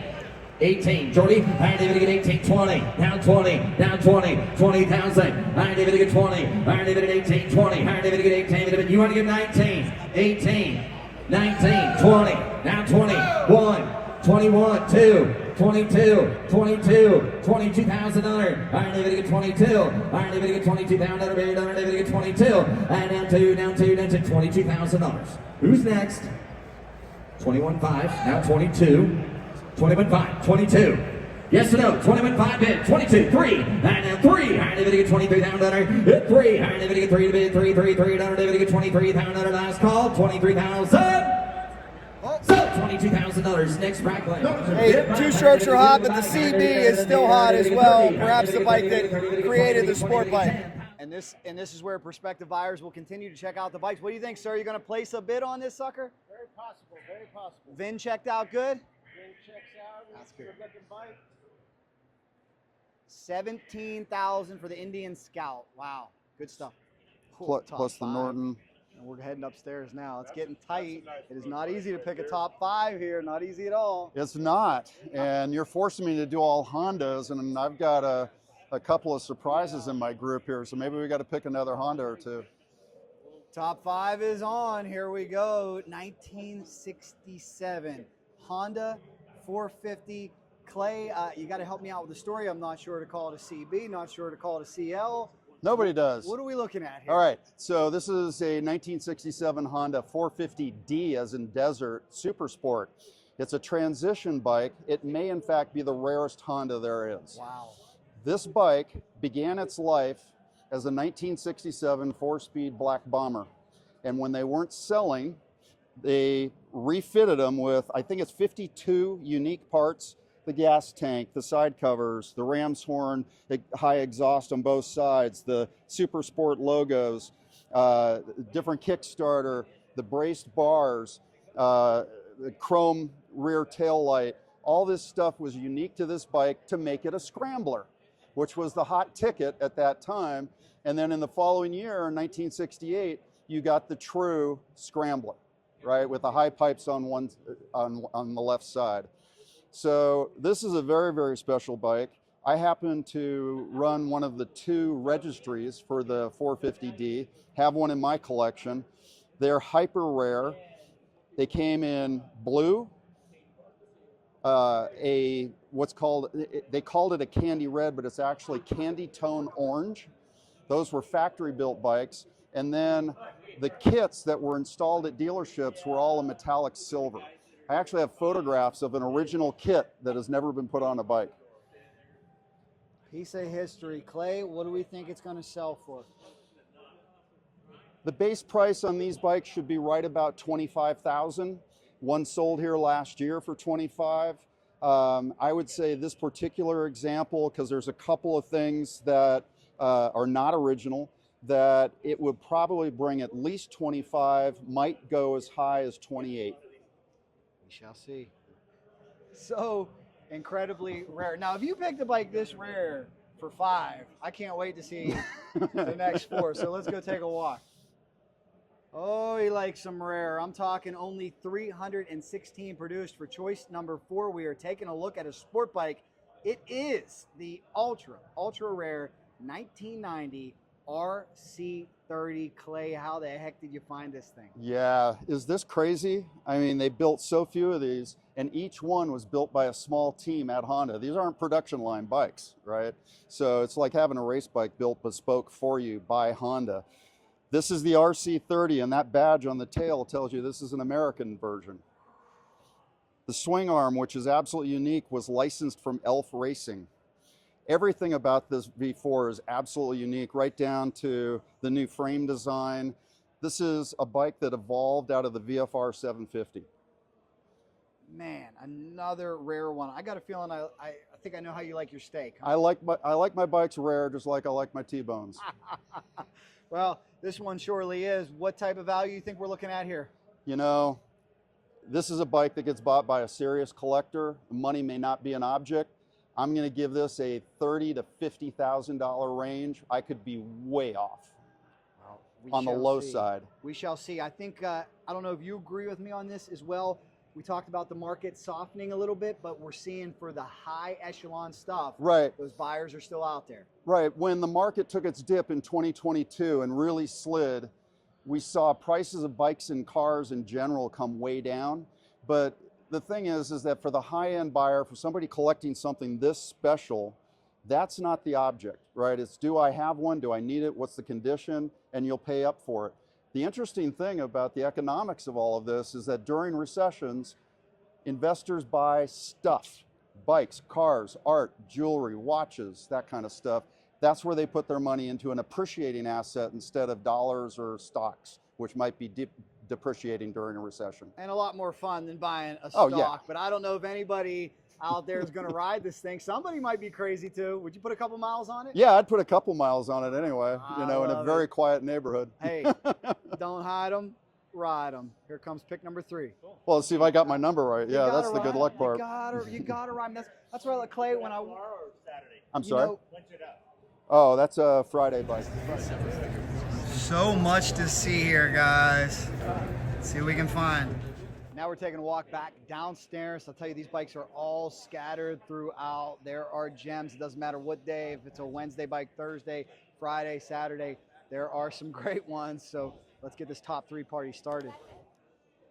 65 CL77 Scrambler in amazing condition. Clay, I gotta believe this one is bringing back a whole lot of memories for some people watching right now. Absolutely. There's a lot of people here who rode these bikes back in the day. This particular one is an early model, and you can divide the CL77 into early and late production models. And there's a few key details on these bikes that tells you, is it an early or a late? And we can look at that. But this one is a full restoration. The original owner did most of it in over a 20-year period. The guy who's selling it today finished the restoration. And I think it's beautiful. It's a near flawless restoration. This would easily fit into the 100-point show bike category. Now, tell me the story, if you can, about the production on these.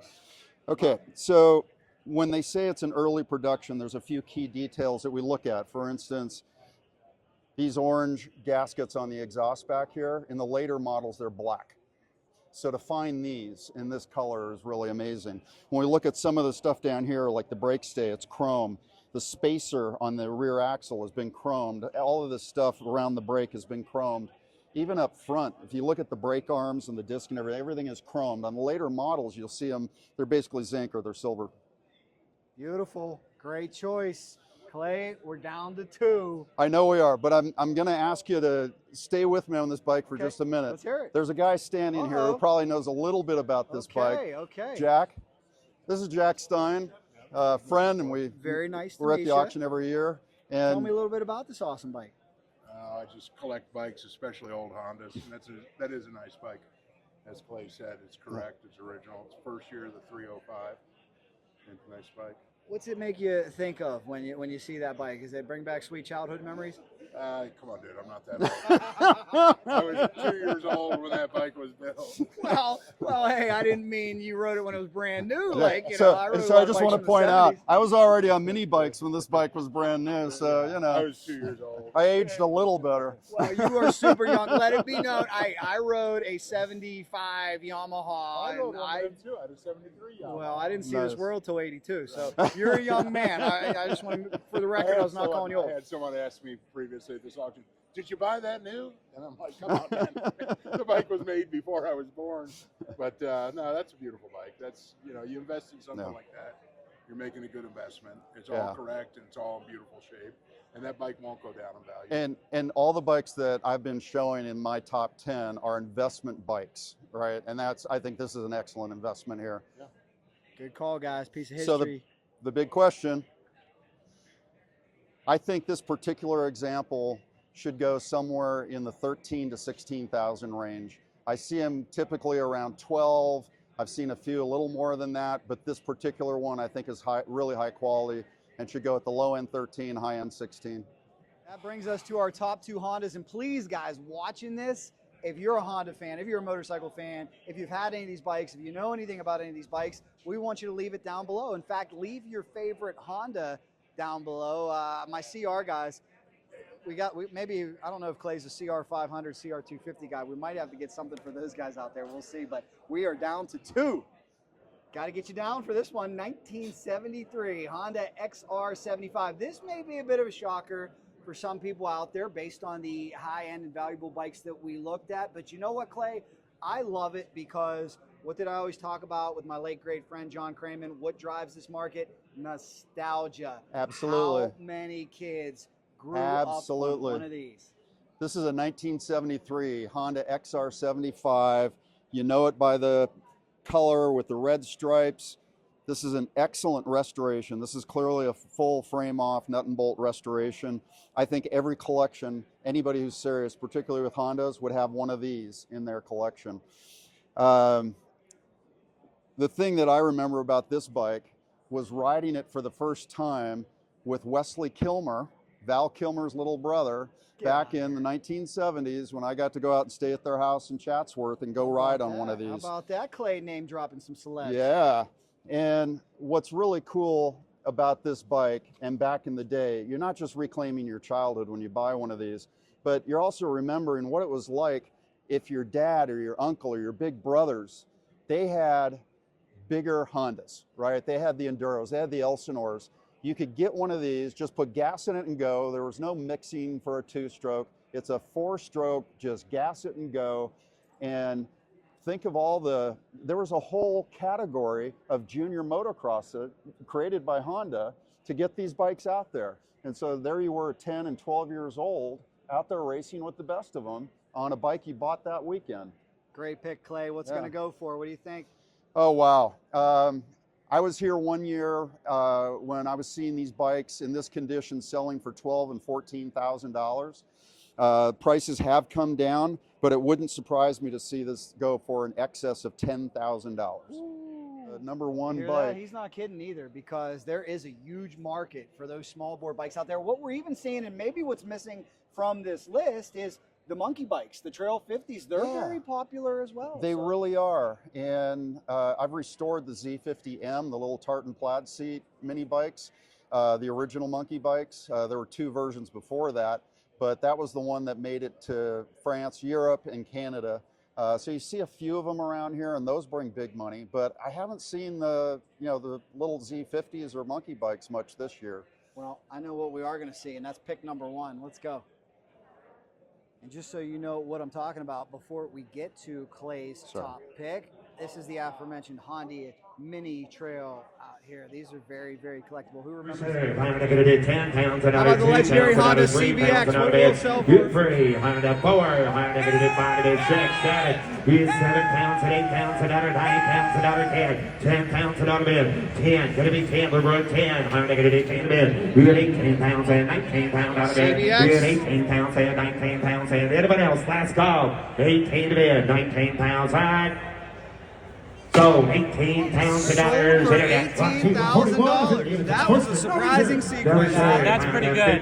How about that? The Honda's making a comeback.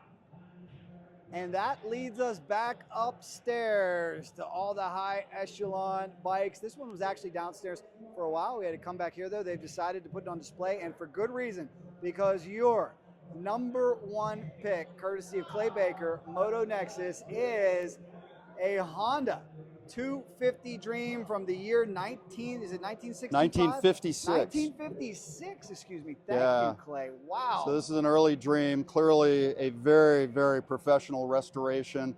We had to go hunt this bike down. They moved it upstairs to give it a better place to live until it gets sold on Saturday. This bike is owned by a member of the VJMC. It's just a stunning restoration. Every nut and bolt is perfect. I went through this with a fine-tooth comb yesterday, and I just can't find a flaw anywhere. And the extra information says it runs, rides, and drives perfectly. So this is a ready-to-go classic, which isn't always easy to find.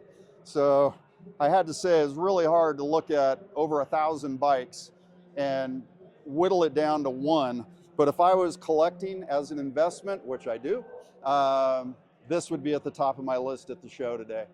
I would say you made an excellent choice, and final question is, how do we put a value on this thing? What do you think? You know what? I don't know how to value this bike. That's how much it's worth.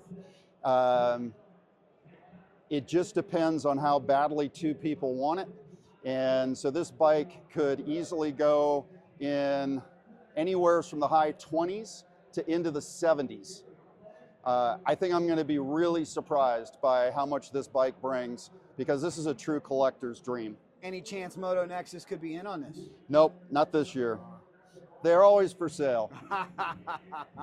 Very I can cool. wait. Well, Clay, excellent pick. I love it. And before we let people go, do we have a little bit of overtime bonus here?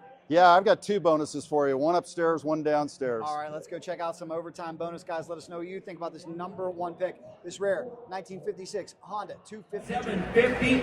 Thank you. Not gonna be a bit of a out of Bob's collection here. Not gonna be a bit of a 12 here. Not gonna be a bit of a 12 10. Not gonna be a bit of a 10 bid. Not gonna be a bit of a 5,000 bid. And down 5 here. Not gonna be a bit of a 5 down 5. You 5. And I'm gonna be a 600 bid. 5 there. 600 bid. Not gonna be Jordan's way. And 5, 6, 7. And I'm gonna be a bit of a 7 pound 8 down 8 down 8. Not gonna be a bit of a 7 pound 8. Not gonna be a bit of a 7 8,000 bid. It's 7 bid. Not gonna be a bit of a kind of a fall back there. Not gonna be 8,000 out of 8 down 9. And 9 bid. Not gonna be 9 here. Not 9 10. Not gonna be a bit of a 10 pound bid. And 9 10. Not gonna be a bit of a 10 down. Not gonna be a bit of a 10. Not gonna be 9 10 10. And I'm gonna be a bit of a 10 here. Not gonna be a bit of a 10 down 9 down 5. Not gonna be 95. And I'm gonna be 10 5 here. 10 here 5. And I'm gonna be a bit of a 10 here. 10 5 10 bid 10 5. And a 5 11 bid 11,000. 11 here down. I'm gonna be 10 5 11 bid. I'm gonna be a bit of a pound here. I'm gonna be 11 here. 10 5 11 pound. Hit 5. I'm gonna be a bit of a 5 reserve. Up down 11 5. I'm gonna be 11 here. 11 5 making its way. Hit 5. I'm gonna be a bit of a 5 11 here. I'm gonna be a bit of a 5 11 pound 5. And I'm gonna be a bit of a 5. I'm gonna suspicious is all. I'm gonna be 13. I'm gonna be 12 here. 12 11 5 down 12. I'm gonna be a 12 here. 11 5. 12,000 bid. Internet 12 5. Now 12 5. And a 5 bid. I'm gonna be 12 bid 5. I'm gonna be a 13 pound bid. Hit 13. I'm gonna be 13 pound. I'm gonna be a bit of a 12 5 13,000. And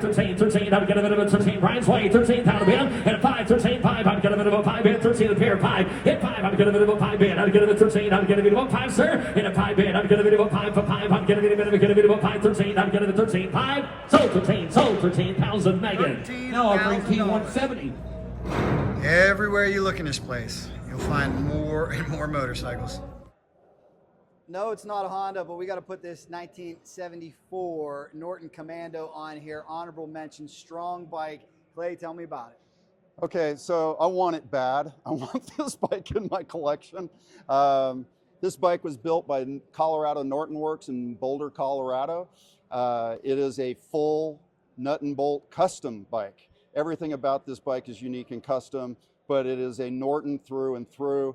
We can look at the polished aluminum gas tank with the Manx side cut, the custom dash, dual front disc brakes, not the old Lockheed style, the custom seat, fastback fender, rear sets. Everything about this bike is custom, ready to ride, and of course an electric start, because you don't want to kick over a 12.5 to 1 ratio compression with a bike like this.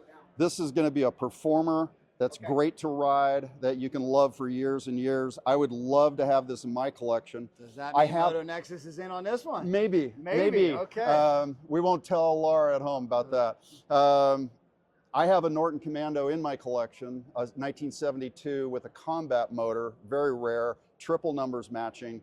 But when you get a custom like this that's truly rideable, and you know, this could be somebody's daily rider if they're into a Brat or a cafe style bike. Gosh, gorgeous bike, guys. It's the most visceral thing you've ever ridden, is a Norton Commando. Instead of asking you what you think it'll go for, I'll ask you how high would you go? Bike like this, probably 25. Good call. Good call, guys. Take a look at it. Remember, there's a lot of competition here at Mecum that will drive prices up. All right, Clay just told me this is his favorite bike in the entire show, so I can't wait to see what it is. Oh, we're buying condos now. 1924 BMW R32. My question, Clay, what is this doing downstairs? I have no idea. I'm sorry, kids may be watching. Yeah, this is going to go for big money. I mean, I would think so. And maybe they just didn't understand what they had here at the show. This is restored by a famous BMW, antique BMW restorer, Frederick, if I get this wrong, I'm sorry, Furrenbach. And this is an R32 Series 1. This is the first motorcycle BMW built. It's just unbelievable. But if you look at the technology, it's the same thing they're doing today. Boxer style, horizontal, 2-cylinder, shaft drive. I mean, everything about this bike just screams collection, be in my collection, you know? And the crazy thing about this is, if you look at this big mechanism up here on the front, there's no front brake on this bike. Oh my That's gosh. the speedometer. Wow. Only a back brake. Yep. Wow. Dual back, I understand. But shaft driven, sprung seat. And you got to really know what you're doing to run these bikes, because you got to be able to control, you know, the spark advance. I mean, there's just so much to learn about how these bikes work. But look at these beautiful controls. They're reverse bent, right? The cables all run inside the handlebar, so you don't see them and they're not out where they can get damaged. I mean, just stuff that you see on this bike, you're seeing today as new technology. Excellent, excellent pick. I love it. What's going to go for, Clay? Wow. Because it's down here on this floor, I'm going to lowball it. It should be upstairs amongst some of the most expensive bikes. I wish I had Tim Stafford or Scotty Sharp here, who are BMW experts and restorers. I'm going to guess this bike goes for 75. Beautiful. We shall see. But I'm lowballing because of where it's at. Well, one more bike to go, but Clay, I want to thank you so much. I tell people constantly, got to get here in person. This is so much fun. Absolutely. I mean, I'm doing auctions online for Moto Nexus, and I come here every year. It's an event. Come to Mecum. You're going to have a great time, whether you're buying, selling, or just looking around and hanging with friends. You know, come on out here and do it. The rest of the year, you can sell on Moto Nexus for free. Do that, guys, for sure. And again this year, Scotts Valley Motorcycle Show. Absolutely. So, Saturday, July 26th, Scotts Valley High School, and it is going to be a huge event. So come on out, bring your best quality, bring anything you got. We have new classes. Go to motocharities.com and get all the details. Very cool. One more bike. Clay, you got me laughing over here. It is time to land this plane. It is time to bring it home. And just for the dirt bike lovers out there, yes, we do have a Honda CR250 year 1997, the first year for the aluminum frame, highly coveted, highly collectible, and it's not next to anything uber collectible, is it? Yeah, it's a little bit of blasphemy maybe to have a CR250 next to a Vincent Black Shadow, but that is what's great about Mecum. You never know what you're going to see, and there is a huge market for this. I'll tell you right now, though, if I had this CR, I don't think there's any way it's going up on the mantle. It's going to go get crushed against trees in the woods on the single trails, having fun. Gotta love it, though, guys. They are collectible. Welcome, everybody, to the Mecum Motorcycle Auction 2025. This time, come on in here, because it's all about the top 10 Harleys. And joining me, a true expert. He has a company called Motion Pro. Put it here, partner. How are you doing there, Jack? Good to see you. Good to see you. I love it. Are you ready to select your top 10 Harleys, Mr. Chris Carter of Motion Pro? Thank you for all the great cables and tools. I've been using them forever. Well, good. That's how I got here. I love it. All right, So- well, let's do it. And hey, why don't we start with this one right here? Right. Does this make the top 10? In my opinion, it did. Yes. Yeah, it's 72 Harley Davidson XR TT 750 Road Racer. Right. What's the story with this one, Chris? Well, the XR motors were originally developed for dirt track, and then they saw the potential, so they started building some road racers out of them. And as you know, Harley's had race-only motorcycles for a long time, the WRs, the KRs, and so on. And so this, in 72, this was the latest version of their racing bike. Beautiful. And they only built a few of these. There's some famous guys like Mark Brelsford and Cal Rayborn that raced these bikes. And what's unique about them, they used a lot of the components, not just American components. Cheriani forks, Fontana brakes, very special bikes, Japanese carburetors. So really unique for Harley to use all the best parts to build this bike. One of only 200 produced as well. Right, and there might only be 50 or so left. Good Lord. And that's what makes it oh so collectible. Right. And that's why it is on this list. Thank you very much. This is number 10, a 1972 Harley Davidson race bike. All right, Chris, let's go find number 9. And we're walking to the way back section. So first off, what collection are we approaching here? This is the Urban Hirsch collection. And Urban passed away a few years ago, collected probably well over 200 motorcycles.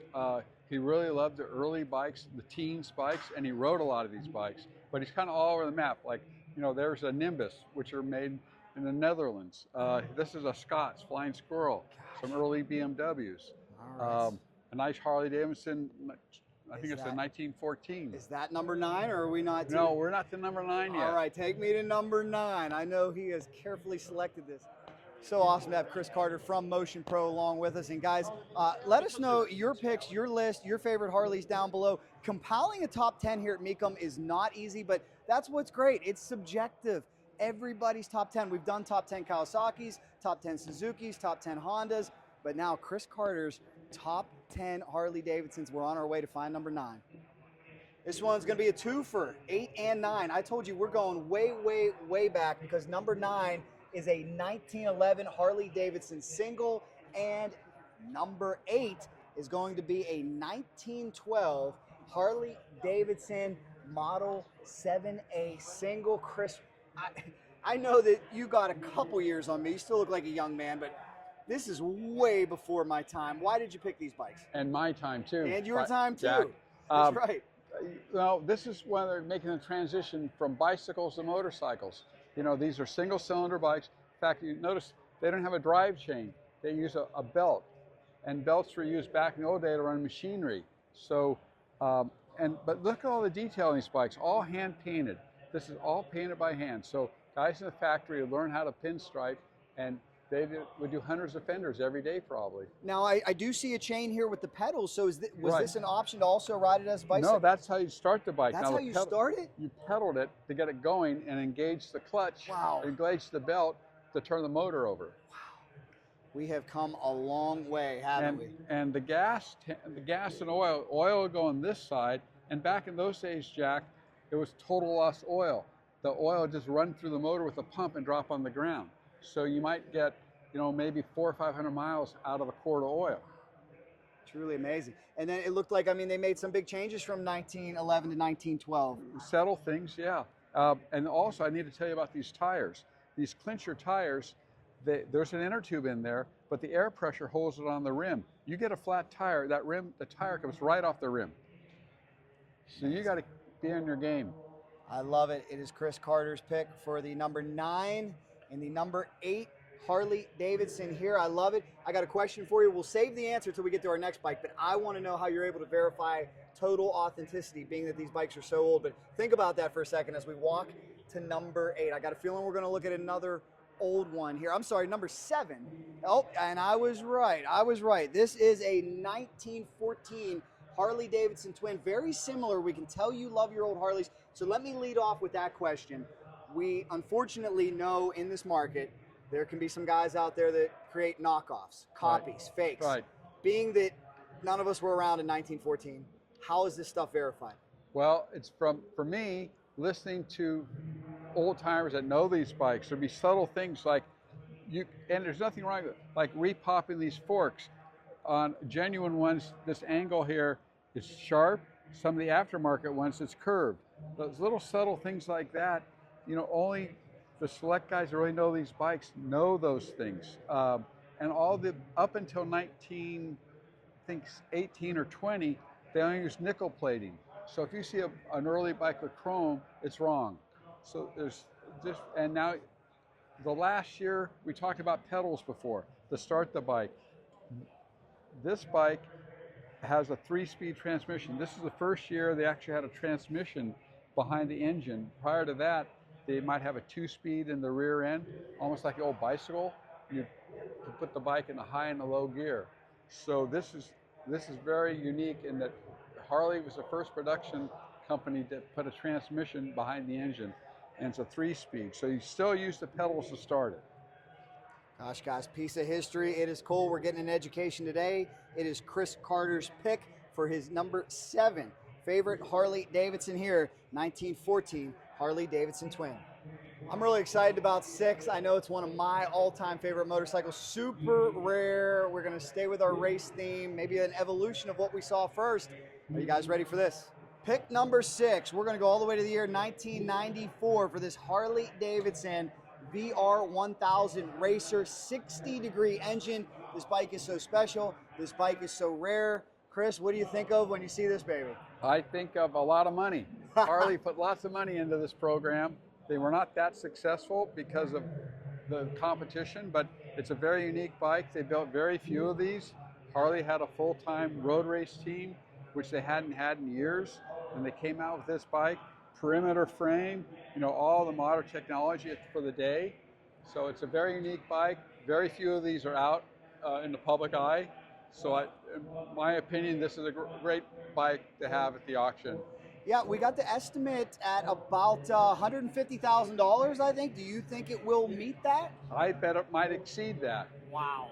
Very impressive. Guys, let us know down below in the comments what you would pay for this machine, but it's a piece of history. 1994 VR1000. And you know, I think bikes like this are so cool because I'm a race guy, you're a race guy, we love fast bikes. Harley not always known for the fastest bikes, but occasionally something like this or something like the V-Rod Destroyer really surprises us, and I think it's pretty cool representation and a great pick. Is. Good pick, Chris. That is number 6.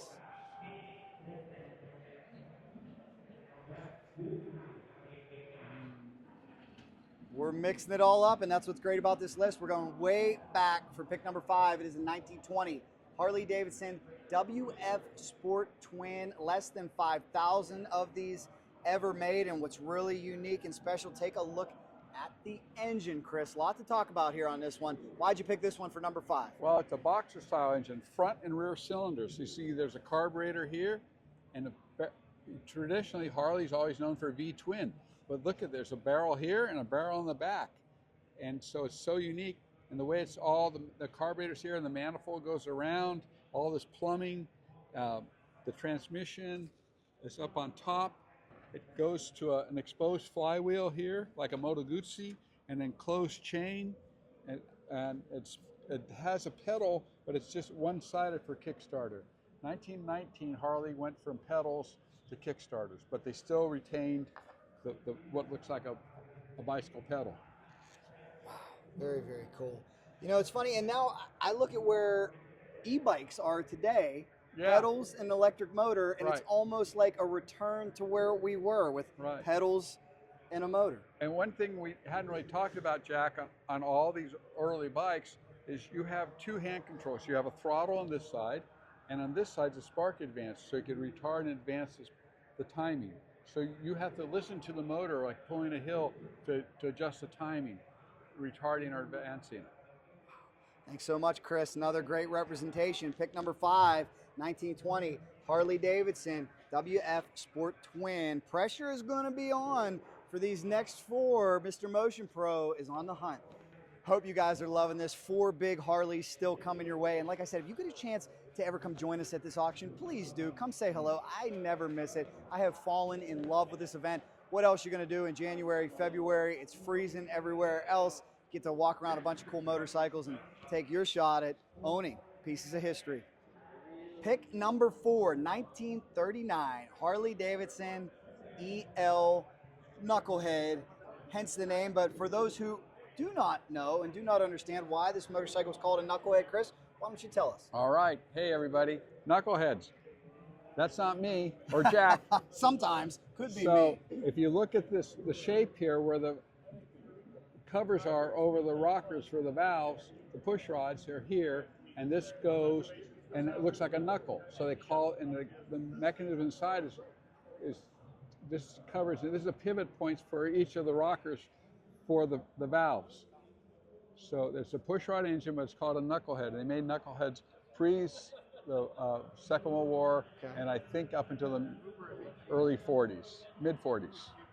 This one looking like original condition too? Yeah, I think it's been repainted, but it's got a lot of original parts on it. Wow.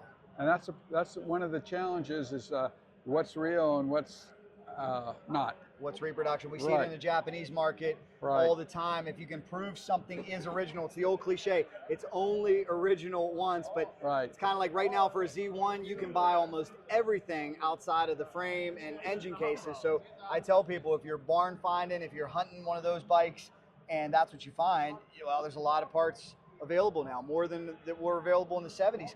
Chris, what tips do you have for people maybe looking at a barn find Harley? What are the first things you look for? I look at if the battery box is all rotted out, and then you know it's original. Gas tanks get rusty.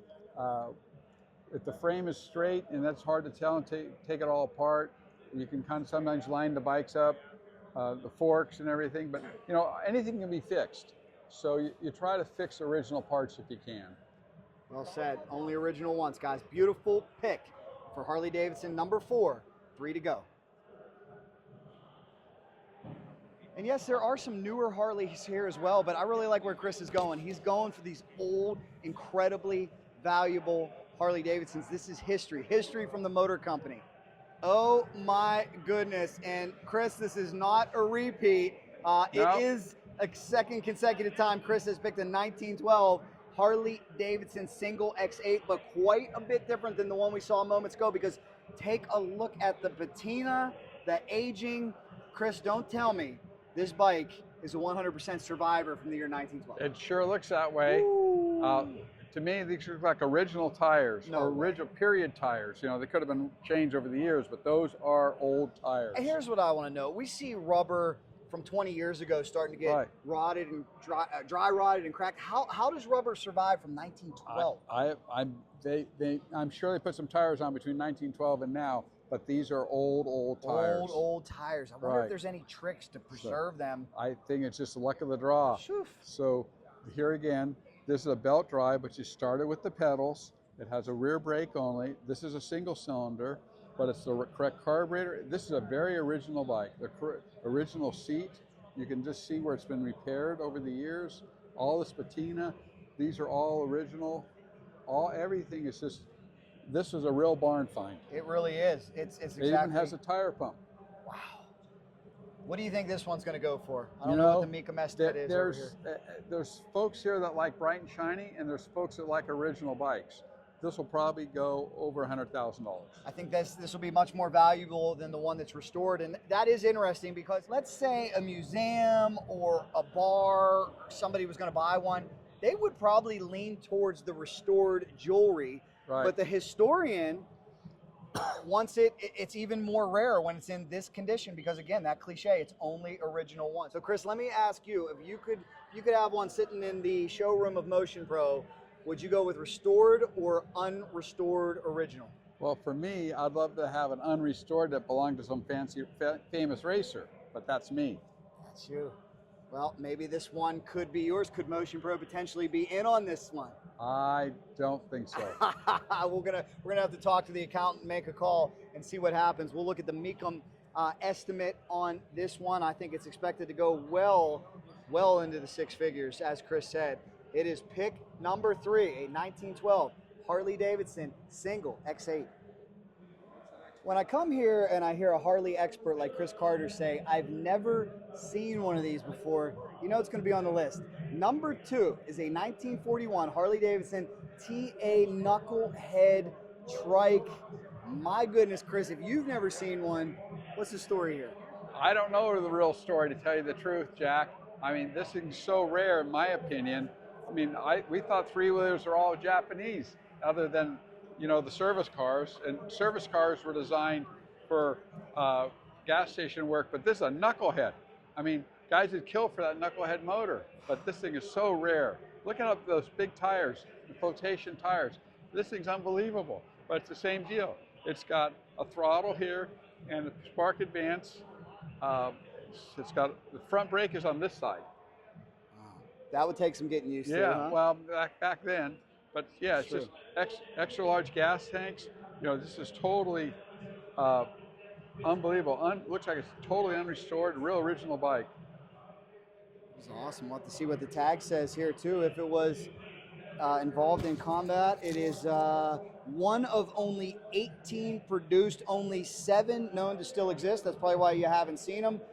2-in-1 exhaust, 3-speed transmission, tank side hand shift, Dana 44 rear axle, shaft final drive, steel fuel tank fenders, 68 cubic inches, matching split case numbers, and that's where it's so important to get those matching numbers. To it's so rare, Jack. I mean, it's unbelievable. Didn't know the thing existed. Unbelievable, guys. Let's go find number one. Number 2. Original Suzuki Hayabusa.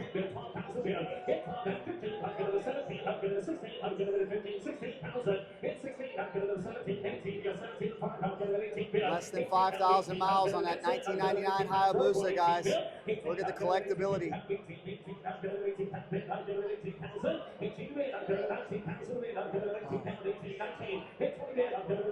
Still going.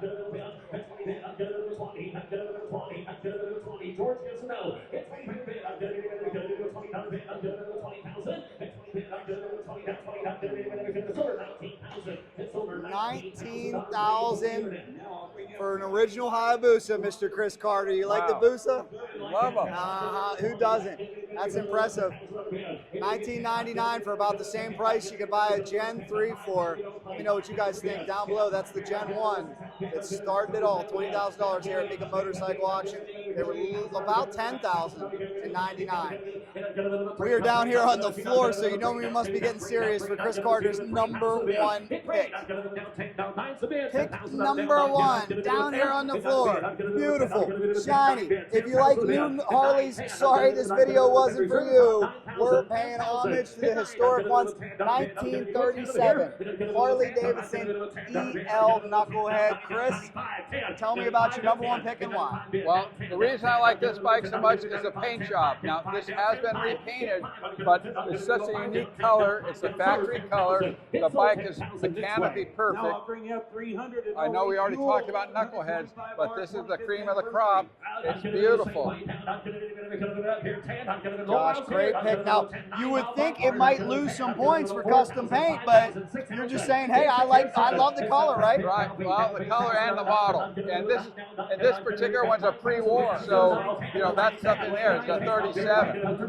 I just thought of something though. I'm looking at that color, and then I'm looking at your hat. Could this potentially be Motion Pro? Yeah, if I had the money, this might be a Motion Pro bike. Chris, great list, man. Thanks so much, guys. It is number 1. Let us know your thoughts on the number 1 pick, 1937 Harley Davidson EL.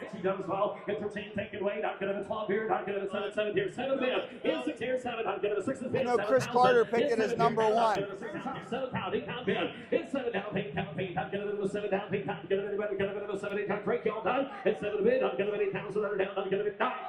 You're just in time. At 9,000 a bit, 8,000, another 9,000 a bit. At 9, you're down. I'm going to go 9, and I'm going to be down, 9 down, 8 down, 9, and I'm going to go 9 down. Last call. 8,000, another 9, and I'm going to be down, 9, 8, 10, 9, going to go 9,000. So, 2 from the Mitchell collection. Well, Chris, that was a lot of fun. Thank you so much. I really appreciate it. If anybody wants more information about you or Motion Pro, where can they go? MotionPro.com. I love it. Keep it twisted. Thanks a lot, Chris. You are the man.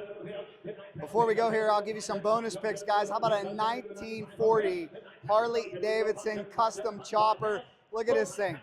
Is this crazy? Is this wild or what? We don't see choppers bring in a whole lot of money here, but you never know with this one. It'll go off on Saturday. They're estimating between $45,000, $60,000. That could be a bit optimistic. We shall see, though. 1940 Harley Davidson ULH Custom. Before we go, I can't leave my new guys hanging. I know some of you like the more modern Harleys, so got to give the nod to this 95th anniversary edition, 1998 Harley Davidson Road King.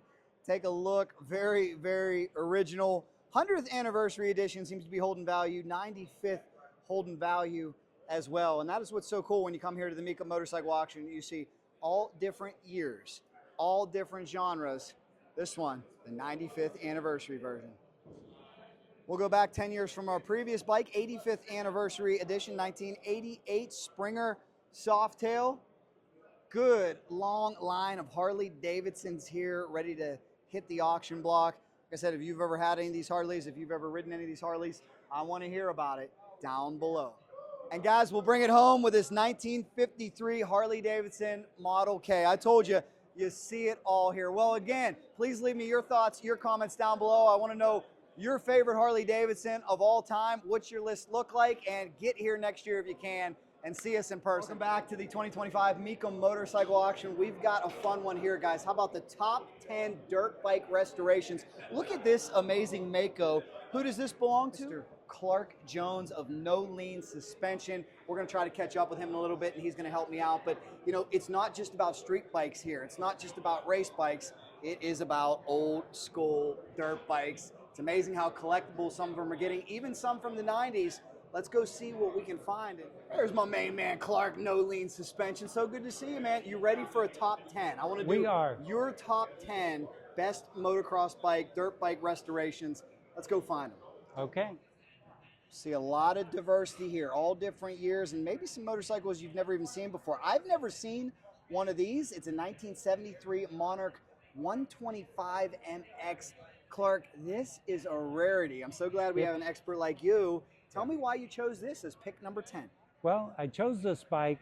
It's actually made in Sweden, but this bike was my dream bike when I was a kid that I wanted to get because a rider, Marty Smith, that everybody knows, multi-time national champion on Hondas, this was the bike he rode when I first saw him racing back in '73. So it was like a dream bike. Great pick for number 10. We're off to a wonderful start. I've only got one piece of bad news for you. It might be tough to fit all these bikes into a top 10 list. So we've got 9 to go. Let's go figure it out. Okay. Well, how are we going to find it? Clark, it's amazing to me, too, that when we talk about collectability, the Harleys skyrocketed, vintage Japanese street bikes skyrocketed. I think this dirt bike market kind of snuck up on a lot of people that, man, all of a sudden CR500s, KX500s, even 125s, 250s, collectible now. They are very collectible, and the price is getting up there. Yes, so it's really good. If you have one and you can make it nice, restore it properly, it's going to be worth a nice dollar. If you guys are looking for YZs, CRs, RMs, KXs, don't worry, we're going to try to find some of them. It isn't going to be all throwbacks, but right now, we're going to show you some oddities, some old school bikes. 1973 Rickman Montesa 250 VR. It is pick number 9 for the great Clark Jones. Clark, why the Rickman Montesa? And first off, what is the story with this bike? Okay, well, the Rickman, they call them a Rickman Matisse. It's basically a frame that you would buy. You'd buy the whole chassis with the suspension and everything, and you'd put your engine in it. Like you could put a Montesa engine in it, Sachs engine, a Triumph 650 engine. They made them to fit whatever engine you wanted. They were out of England, and one of the riders, Graham Noyce, was a big test rider for them and got them to have their bikes so they performed so well. And their frames are nickel plated, so they look really classy. They look really nice. Yes, they do. Great pick and a piece of history. It is pick number 9, 1973 Rickman Montesa. Imagine if you could pick your own engine today. How cool is that? For pick number 8, where are my Bultaco fans? 1976 Bultaco 370 Persang. Another rarity. Gotta believe not a ton of these left in this condition. Clark, what are you seeing here? It's a great bike. They performed really well. They were one of the lightest bikes you could get. Of course, Jim Pomeroy rode one. I had seen Kenny Zart ride one many a times, and the bike looked real nimble when both of them rode it. It's a great bike. Clark, what do you think about suspension back in the year 1976 compared to where we've come from? How would you assess the shocks on the back of this bike? We've come a long ways, but with this particular bike, the way that the leverage is on it and the longer shock, with the shocks being longer so they could have longer shaft travel, so it gives it more of a ride of one of the nowadays modern bikes.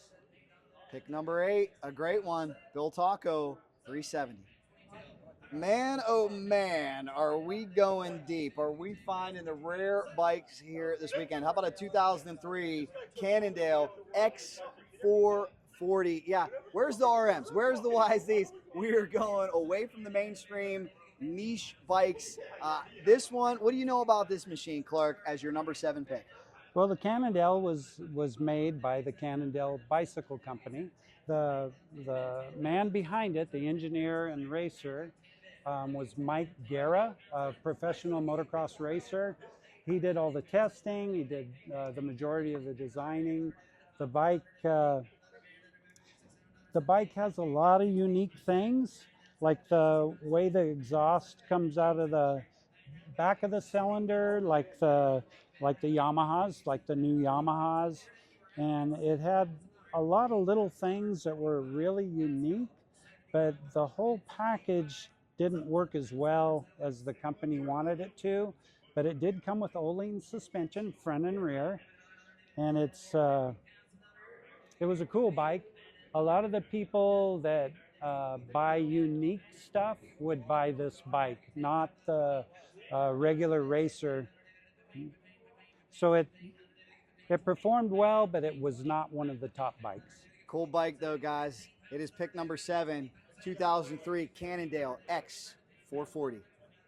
Well, finally, hurrah for my more modern fans. Here's one that lives in history or maybe even infamy. First year aluminum frame, 1997 Honda CR250. We know they have perfected this aluminum frame now, but I think back in the day, the king of Supercross, Jeremy McGrath, and legends like that didn't really love it at first. Clark, what do you remember?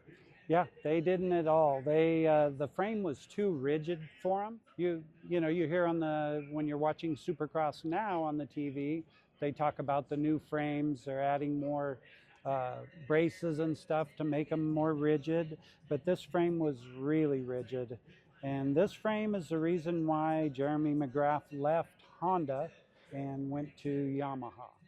Wow, so it really is a unfortunate piece of history for Honda, but look where they came. They've come a long way, and it seems like in years to come, they would really perfect the aluminum frame. They have.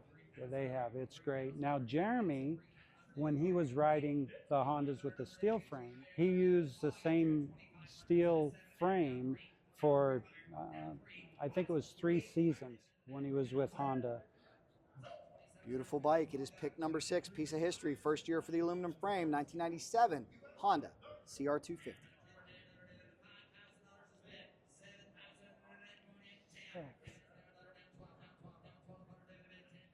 Yeah, I don't think Honda was very happy about losing the king of Supercross, Jeremy McGrath. I know he was quoted as saying, "I feel like I forgot how to ride a dirt bike" when he got on the aluminum frame for the first time. Way too stiff, but eventually it would lead them down the right path. I want to know your thoughts down below. Whatever you remember about these bikes, leave in the comments as we approach pick number 5. Pick number 5, we're taking a look at a 1978 KTM 250 MC5. KTMs from the 70s. There are some out there, Clark, that may not know KTM made dirt bikes in the 70s. They became such a big household name, but they weren't always that way. Tell me a little bit about them. The KTM, of course, KTM and Penton were basically made at the same factory, but the KTMs were a good bike early on, but then like the 78, it was not as competitive as it should have been. The bike, the weight of the bike, they were heavy. They were heavy, but they did handle pretty good. And like Frank Stacy rode one, and he did really well on one. But it was when they started to lose all their momentum was around 78. Like a lot of the European bikes, when the Japanese bikes were starting to get better, this was the year that they were starting to not be one of the top bikes.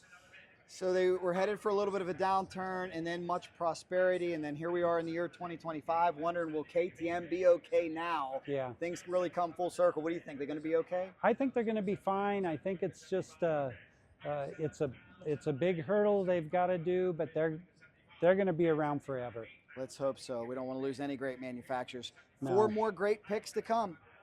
And that leads us to pick number 4. And I told you, Clark, I told you it was not going to be easy. He's thinking about it. It's a very, very tough decision here as we are down to the final 4 best dirt bikes here with Mr. No Lean Suspension. Pick number 4. I know Clark loves his Mecos. 1974 Mecum Works MC250. I know you know how to modernize these machines based on what we see. So does Gary Quartz. It's not Mako Braco, is it? No, it's not. No, it's not. Tell me about this piece of history. Fine restoration as well. This thing's flawless. Yeah. The 74, 74 and a half, what they did on the 74 and a half is move the shocks up the swing arm. The 74, the shocks were back way in the back. They moved them up to give them more travel. The 74 it was a great bike. It was one of the bikes to have if you wanted to be really competitive. And the Mako Braco name came from the earlier ones. This was actually a pretty durable bike. They were really good. Lots of races have been won by these bikes. Piece of history and a great pick for number 4. It is a 1974 Mako Works MC250. 3 to go.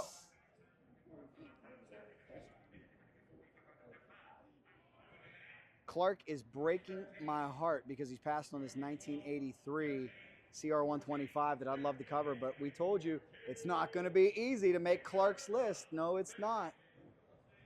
Pick number 3, a 1971 Suzuki TM400. Another bike that has historical significance, but you know, Clark, you have been a tough customer. You walked by that CR because you said they weren't great back then. Yeah. And I don't think you're totally sold on this TM in terms of performance, are you? Yeah, no, I'm not. But you did pick it for a reason, so tell me the pros. The pro is the engine. It was really strong in its day. It was very powerful. They used to lengthen the swing arm about 1.5 inches just so they could control it and keep the front end down a lot easier so they could get their traction. One of the pro racers, John DeSoto, he actually rode for Suzuki, and he got a hacksaw out because his bike wasn't performing as well as he wanted it to, and he started cutting the frame in two because he was mad at his bike. Don't get mad at your bike. The Flying Hawaiian. We've seen that happen a few times, but as for now, this is pick number 3. Great piece of history. Great 1971 Suzuki TM400. We got 2 left.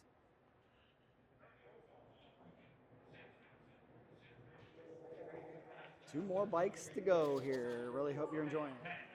I want to know what dirt bikes you have as well. I have a 2002 KX250. Just picked up a 97 CR125 for a restoration project. And which ones did you hang on to? Which ones did you keep? Which ones do you wish you still had?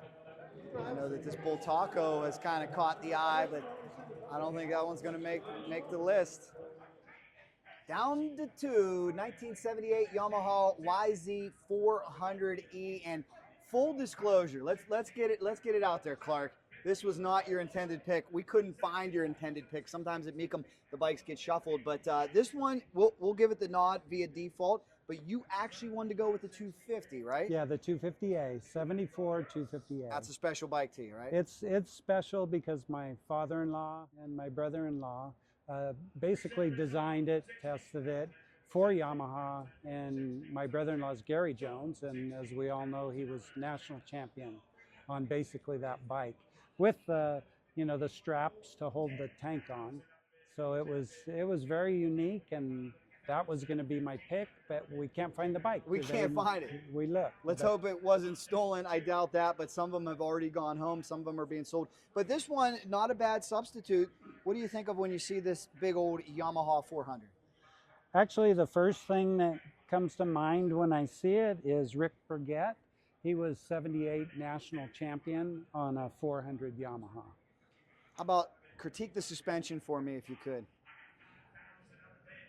It was pretty good once you modified it.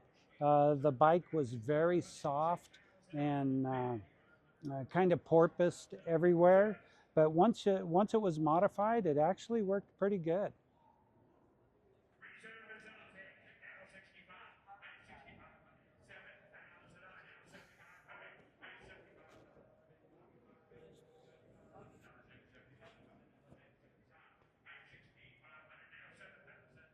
Clark, we have done it. That brings us to pick number 1. And here's the good news. Your number 1 pick is here. Yes. So let's go check it out. Are you guys ready for this? Prepare yourselves. This isn't it, but on our way to our number 1 pick, honorable mention, 1971 Yamaha Mini Enduro. You have one?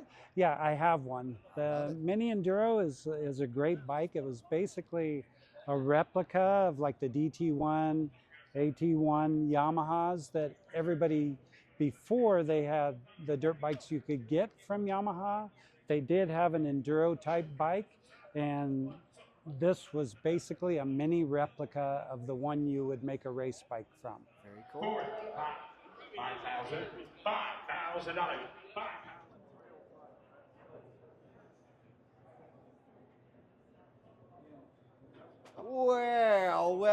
Well, look at where we are. This isn't a huge surprise. Very humble of you, though, that you did not pick your own bike, which certainly could have made this top 10 list. But your good buddy, Gary Kortz, who has modernized Mecos, SoCal Mecum, has 2 beauties. Grant Langston's 490 that we have publicized heavy on this channel. Mr. Stackable, MC 440. The tough job for you now is you're going to have to pick a number 1 out of these 2. Which one is your number 1 and why?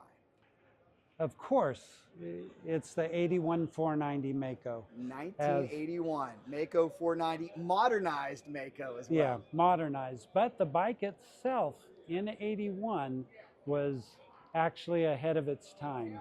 So it performed well. The geometry was really good.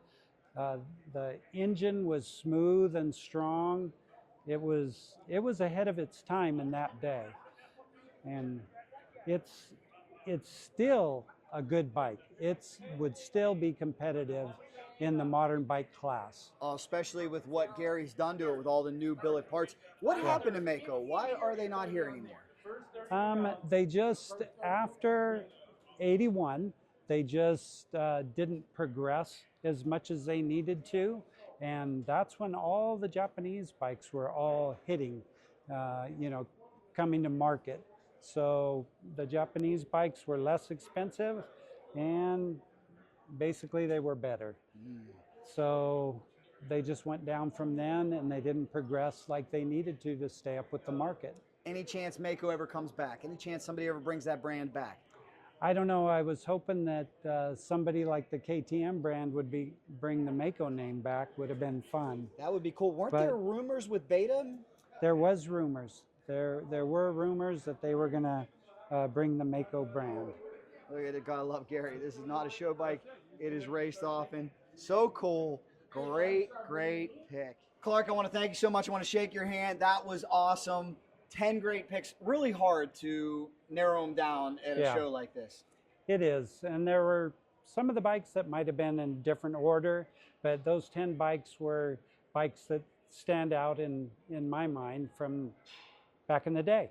And they're all good bikes, but of course the Mecum is the best bike. That's right. Well, you're a great historian. I appreciate it. Finally, before we go, where can they find out more about No Lean suspension? Okay, you can go to our website, just noleanj6.com, and we have everything for all different brand vintage bikes, road bikes, dirt bikes, and we also do a lot of side-by-side stuff. Good stuff, man. I love it. Thanks so much, guys. I really hope you enjoy this. And again, drop all your favorite dirt bikes down below. If you have any ideas about one that maybe you want to restore, if you have any questions, leave that down below as well. And as for this Mecum, make sure you scour this channel, because between Cycle Dragon Racing Jack, we've got footage of this machine from Glen Helen. Gary is right. This thing is a rider. It's not a hider. And that's what we say. Don't hide them. Ride 'em. What a difference a year makes, guys. I got to say, one of the big stories here at the Mecum Motorcycle Auction 2025 is this. Take a look. It's not a Z1. This is a Z2. Well, remember last year, this motorcycle, the only one here, went for $85,000 before the sale was canceled. That bike had a problem with its VIN. Well, here we had 6 Z2s. You're not going to believe it. They're now in a program. Come take a look at this called The Bid Goes On. High bid, only $17,000. Now, these ones, not quite as correct as the one that we saw before, but 17 is a long way from 85. So my question to you is the Z2 750 Hoopla and Frenzy over? I think it might be. All about supply and demand. There was one here last year, 6 here now. We'll see what effect this has on how many Z2s we see moving forward. 17, last call, 17,000, so $16,000. 16,000. Mecum motorcycle fans, collectors, I got a big question. I'm here with my main man, Nori Miata. Always good to see you. This man, an absolute expert restorer. You can see the video where we went to his shop. So Nori, you really have your finger on the pulse. I want to know, what's this collector market doing? Is it going up? Is it going down? Are we seeing some dips? Are we seeing some curves? What are you seeing? It's really hard to say, you know, but it's like just some of it just going up and some of it going down, you know, like H2, last year, you know, we made a pretty good, you know, money for it. And then this year, a lot of people bring it same type of the bike. So it's kind of flood the market. So which its price is going down. But that 750 Sandcast and all the other stuff, it's going up. Really? So, yeah. So what do you make of that? Is it because the Honda is just such a legendary bike, that CB, that it's kind of surviving past some of this stuff that might be a flash in the pan? And speaking of flash in the pan, I noticed, to your point, Z2 last year, $85,000. Yep. This year we're seeing Z2s struggle to get $20,000. $20,000. So talk about a major crash. Yep. But is the Honda CB such a legendary bike that it's able to surpass all of that and get past any hoopla and flash in the pan nonsense? Yeah, I was not sure, you know, why, but this auction is never be a guideline for any kind of a prices and stuff like that. Every year, some kind of a trend or some kind of hot stuff and going back and forth, you know. But that same things, like a couple years ago, CBX1000 was hot, goes to like a 48,000 or something. Next year, tons of CBX comes, price going down. So, yeah, last year was the H2, Z2, everybody bring it, same things, you know. Something else going up. So, which is like Z1 and stuff, it's kind of steady. So some of the good H2 goes about 30 grand or so, which is good line. Well, you do this for a living, and that's why you have such an interesting perspective. That some guys just bring out bikes that they bought way back when for $1,000, $2,000. Your model's way different. You restore these things, as you told me. You go from crusty, rusty to perfection, but you really, it seems like to get maximum value, you have to pay attention to what's going on in the market. So what have you learned this year that will influence what you build for 2026? Wow, that's a tough question, you know. So I always try to build variety of bike. You know, this year I have like a Yamaha XT500 or a little bit of different stuff here and there. So just to see what is the trend or what is go for. My main line is a triple Z1 CB750s, but yeah, you know, always just like unexpected things happens. So yeah. $13,500 bid, under David, get $13,500, $13,500, so $13,000 to the net. Well, have fun.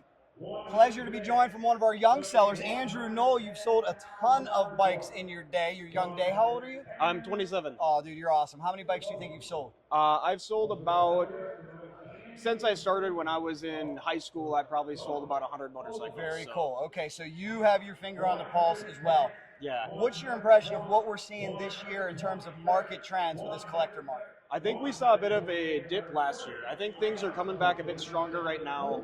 The rule number one with Mecum is nothing makes sense. So there's always going to be those outlier bikes that aren't selling hot. But what's interesting is there's always going to be also the emulators. So last year we saw the Z2 sell for a lot of money. This year there's definitely no shortage of Z2s.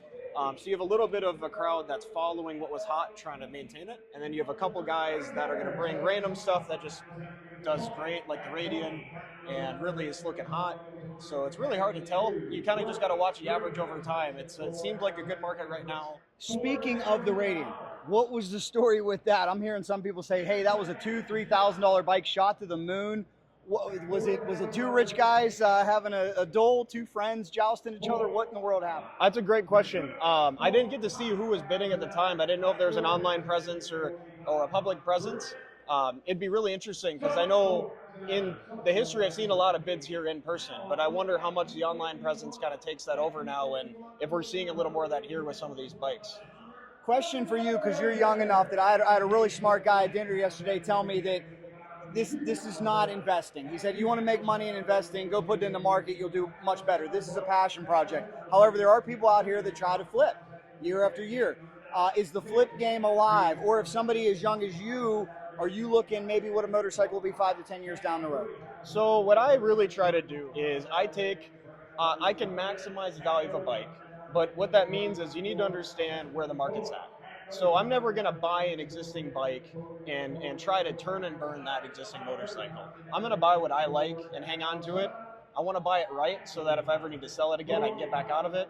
But there's not like the idea of buying something quick for the quick turn or having that long-term investment be a motorcycle. I don't know if I can say that's as reliable as other, financial investments you can make. Excellent. So optimistic, pessimistic, what are we doing? We going trending up, trending down? We're trending up. Trending up. I think we're trending up. There you go. So it's looking good. Thanks so much. 27 years old, guys. Finally, some youth in the sport. 500 letters on it. Give 38.5. If you don't do that, 38,500. Who here thinks he should? 38,500 bucks. He's asking the crowd. Who thinks he should? What do you think, guys? Who had a Z1R Turbo? If you Sudan, did, let me know in the comments. The reserve. 37.5. You won't sell that bike? He doesn't want to. Well, ladies and gentlemen, he says it takes $38,500 to buy the bike. Now, should he give $38.5 and buy the bike? What's going on with the Z1s? 2 years ago, Mike Konopacki breaks the world record for 50,000. Yeah. Konopacki has been here the last 2 years, which, by the way, did not do any pre-cycle drag promotion in the last 2 years, and his bikes went way down, plummeted, not even close to $50,000. Right. I'd like to think maybe I helped them out just a little bit there, a little pre-promotion, but something's going on with the Z1. Is it the hoopla starting to fade No, down? I think it is that $50,000 deal is just the two guys we needed to just beating each other up. So some two guy really wanted it and then jack up the price. So, but the regular price is about like a 30, 40 grand range. So 50 grand is like pretty much kind of high for me. So average is about like a 35, 40 grand range, which is good. And it kind of steady, I think. Are you surprised by the KZ at all? That I'm a bit surprised in that I understand why all the collectability is in the Z1, but the KZ is almost the same bike if you wanted the experience, if you want to go ride one. And I saw KZs going for $5-6 grand, just unbelievably cheap. I think a 77 went for $5,500. That's a long way from the 50,000 we saw from the Z1. Are the KZs going to catch up eventually, or is the collectability just not going to be there? I think it is going to catch up. Because the Z1 is going to be not dying out or anything, but exported to Japan or UK or somewhere, maybe less amount in this country. So then, same things as Sankia CB750. So if don't have it, it's going to be 71 is going to be hot, 72, 73. So used to be, like a 69 and 70 worth money, 71, 72, not. But now the 71, 72, 74. Everything goes like a 15, 16, 18,000. So I think it is going to be. How about the H1? Did that surprise you at all that we saw? I'm wondering with the H2 trend, is the H1 now coming? Because I saw some H1s go for big money. Yeah, but surprise, my H1, nobody bid on it. That's true. Which one? I know, and no bids at all. I mean, we got bid, but it only goes up to 11 grand or 11 something. grand, so yeah. the reserve not met. But the 72 H1 goes like 26.8. Wow. So you never know any day, what color, what year. So. Yeah. Well, it is so interesting. I really appreciate it. All right, so last question for you as we wrap this thing up. What are you going to build next year? Can you give us any tips on what you will build for 2020? If you have any ideas, I know your Z1R TC did great this year. So. Right, yeah. I don't know, maybe some Z1, CB750, some of the triple. So I'm not sure. I will dig in through my garage and to see what I can come up with. Awesome. Well, Nori, you're a true pro. He's the best, guys. If you need a restoration, get a hold of him at vintagejaps.com, right? He's also got tons of parts. You got to go back and watch my video. You go upstairs at Nori's attic, it is like parts galore. So thanks so much, and we wish you all the best, guys. Let us know what you think, what's going on in the collector market down below. I'm going to be about 513. I'm going to be 13. 5 sold 13. Sold 13,000. Megan. 15. 14,000. 15,000. What's up, motorcycle fans? We have to take a look back at some of the craziest bids we saw this year at the Mecum Motorcycle Auction, which we now know was a record breaker. Not just individual bikes, but overall. First off, I want to make sure that you're subscribed to this channel and that you've checked out all of our coverage from the Mecum Motorcycle Auction because you're going to love it. Now, let's talk about why this auction was record-breaking. For the first time ever, Mecum grossed $27.2 million in overall sales. That is a record-setting performance. That makes the 2025 Mecum Motorcycle Auction the most successful and highest-earning two-wheeled auction ever. How about that? Not bad for a late January, February weekend in Las Vegas. Now, let's talk about some of the bikes, though. Two in particular that we have got to talk about. And the first one was the showstop because it is a new world record holder. What I'm talking about here, guys, is the 1915 Cyclone V-Twin, which became the first motorcycle ever to sell at public auction for more than $1 million when it sold for an incredible $1.32 million. There was spirited bidding, and this thing just soared right up into the seven-figure range. I caught this video of them trying to get the bike down from a platform, and I shook the man's hand afterwards because I said, man, talk about a little sweat on your brow moving this thing that you knew was going to be a showstopper. He said, no problem, just another day on the job. But let me know your thoughts on this, guys, because we've done videos on this channel. Is the collector market going up? Is the collector market going down? We've seen some motorcycles get crushed unmercifully, like the Kawasaki Z2, which went from $85,000 to struggling to get $20,000 to now this Cyclone breaking a new world record. It's a theme that I think I picked up on a couple years ago, and that is for the top echelon, most desired bikes, we will continue to go up. Why? It only takes two people, two rich guys, to get into a dispute who want that motorcycle, and it will shoot to the moon. By and large, though, I think we are seeing some dips.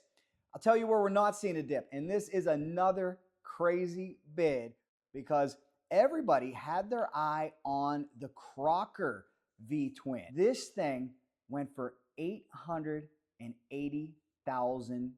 It's 1938 Crocker Twin. It was very, very impressive. This becomes the most valuable Crocker ever sold at public auction and one of the 5 most valuable motorcycles of any marquee auction ever sold. Very, very impressive. So those were two that we definitely had to keep an eye on. Congratulations, Mecum. Congratulations to those owners. Could you imagine paying over $1 million and near $1 million for a bike? I mean, I got a Hayabusa 2022 sitting here, and I think that's a pretty valuable bike. I might get a little nervous with that Cyclone, but hey, different strokes for different folks. What I want to do now is I want to show you some of the other crazy bids that I witnessed and some of the different trends. Not necessarily the most valuable or the most expensive bikes that we've seen, but just some absolute crazy bids. Very curious to see what this motorcycle will go for. We saw the KZ1000 kind of fall flat in many instances, but this is a rare version. It is the Mark II. They had that angular tank like a Z1R, but still a naked bike. Made a couple more horsepower, very, very fast. Anytime you get a rare version like this, the collectability can't go up. We'll see what she'll do.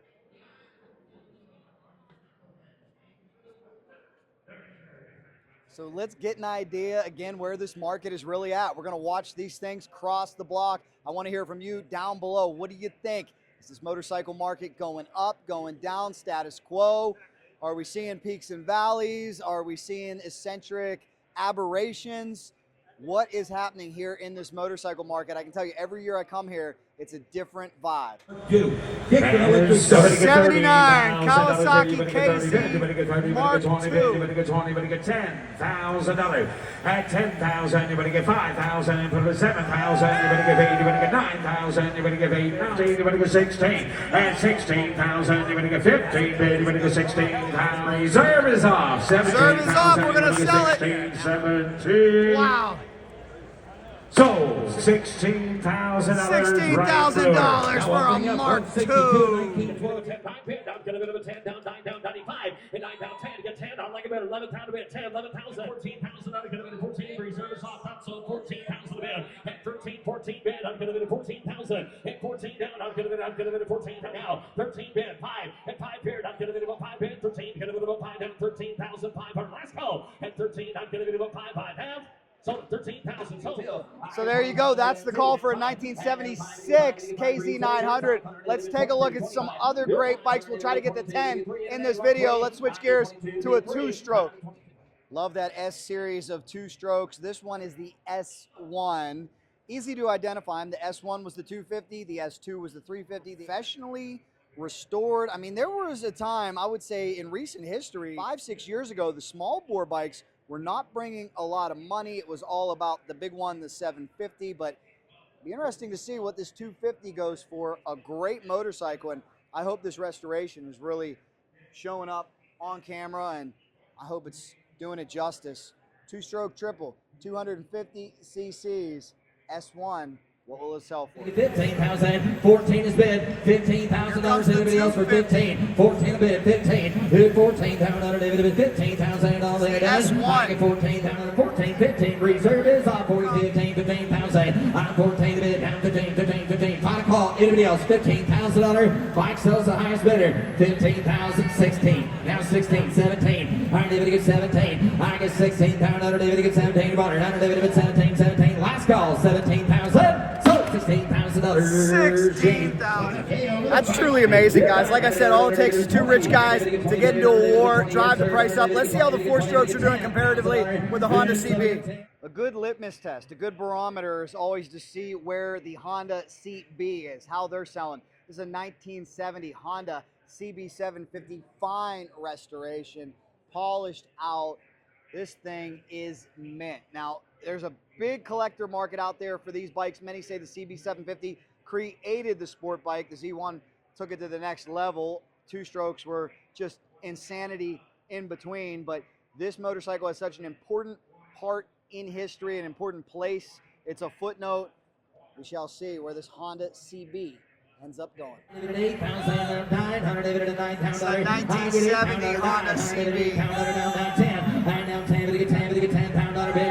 $12,000, $15,000 bid, 15, and now 15, bid, $13,000 bid, 12 bid, 13, 14, $14,000, and 13, $14,000 bid, $15,000 down 15, and now 15, $15,000 bid, 14 bid, 15. How we doing, Blake? I'm living to 16. I got 15 ahead of you, $16,000, and 15, 16, and now 15, $16,000. 11 notes for sale. I'm living to get 16, and now 15, $16,000, and now research off 17, and now 17. I get 16,000 down 17 to bid. I'm living to get 17, now 18,000 bid. I get 17 to bid, 18,000. Telephone, you're out, sir. 18. Jordy, I'm able to get 18, 20, now 20, now 20,000. I'm able to get 20. Yes or no? 20 went 5 bid, 22, 3, and now 3. I'm able to get $23,000. 3, I'm able to get 3 to bid, 3, I'm able to get $23,000. Last call, 23,000. So $22,000. Next bracket. Hey, two strokes are hot, but the CB is still hot as well. Perhaps the bike that created the sport bike. Let's take a close look at this 1975 Kawasaki Z1. I'm curious to see what this machine will go for last year for the Z1. No, not as collectible as the first year of the 73, but we do see a lot of collectability in that final year, 1976, that go to the KZ900 that you saw in the beginning of this video. So let's see how this one performs vis-a-vis the Z1. It's amazing to me, you know, the KZ and the Z1 are nearly the same bike. There are not a lot of differences in terms of just jumping on it and riding it, but all the collectability down here in the Z1. How will 75 Z1 do last year for the Z1, guys? Let's see what it goes for. 8,000, 8, 9, and now 9, pound under 9, 9, now 9, $9,000, get 8,000, $9,000, 8, 9. I'm able to get 9. I'm able to get 9. Now 10. Now 10. 9's on the internet. 10,000. I'm a 9,000. I'm able to get 10. Back at 20. I'm a 9,000. I'm able to get 10. Last call. Everybody get 10,000. So $9,000 Megan. Wow, and here's Jimmy. $9,000. Really interested to see where this clean motorcycle goes. Another Kawasaki two-stroke triple. This one, the H1 500. And I gotta say, the H1s have skyrocketed this year, at least what I'm seeing so far. We'll see if maybe that was just an exception, if that was something out of the ordinary, deviation from the norm. Let's see if we continue to draw big money for the H1 500. I told you the H2 so collectible, but now we're seeing that trickle down into the smaller bore two-strokes. $10,000 to start at 10. 1970 H1. $10,000 bid. $10 here down, 10 down, $10 $5,000 bid. And now 5, so we get 5 down, 5 here down, $500 $5,000. $5,000, no reserve bike, 10 out 7, 5, 7, 10. I know 10,000. $100 get 7 bid down, 10 down, 10. $100 get 10,000 bid. $100 get 7,000, $8,000. Give 8,000, 10,000, 10. $100 get 8, 10, 12, 10, 12. Hit 10,000. $100 get 12. I got 10,000 on the internet. $12,000 bid. $10,000, $12,000. You're 10. You're down 12. $100. You want to get 11? Last call. $11,000, sir. 11. Now 12. Down 12,000. $11,000. 12. And now 12. $100. 12,000. Internet. Your turn. 13. Now 13, sir. $13,000. 12. 13. 14. Now 14, internet, $14,000. And now 15. I don't even get 15,000. I don't even get 14 to bid 15. I get 14 to bid. I don't even get 15, 15, 15. All later done. Last call, 15 pound under bid. So $14,000, Megan. 14,000 for an H1. Yeah, these two-strokes are still hot. Let's see what the old KH400 gets. Sorry, this is actually a 75 Kawasaki S Series 400. Now 10. And now 10 down, $10. 10 bid, you want to give 8,000, sir, you get a bidder. 8,000, and now 8, now 9, now 30, pound under 9. 8 pound internet, you're out now, going to be $9,000, get 8, now 10, and 10, down 10, pound under down 10, and 12,000, I get 10, pound under 12, and 10 is bid, $12,000. Nick holds the mail, 10, 12, iron divided 10, 12, iron divided 12, pound under 5, 13. 12, 5 bid, 13, iron divided 13, internet, going to be 13, 13, pound under divided 12, 5, get 13, get 13, get 13, get 13, get 13, I have, now 5, 13, $500 bid, under divided 13, 5, 13, pound $500, so $13,000 to the net. Well, that's fun. Everywhere you look in this place, you'll find more and more motorcycles. What do you think this Kawasaki S2 350 will bring in? Two-stroke extravaganza today across the block. That great bike here, 1972. It is rare. It is the white and green version. These things are very collectible, though. Two strokes, just all the rage. Across the with a 3-cylinder and a 5-speed. Yep. Get 20 bid, get 20, get 20, get 10, get 10, get $5,000 to start at 5. Get 5,000. $5, bid, get 5,000, get 2, $3, bid. I get 2, bid, get 3, bid, get $2,000, $3,000 bid. Get 2, bid, 3, get 4, bid, get 5, bid, get 5,000. Get 500, bid, get 5,000 bid, get $4,000. 5, 6, $6,000, $6,000, $7,000 bid, $8,000, now 8, $8,000, $8,000,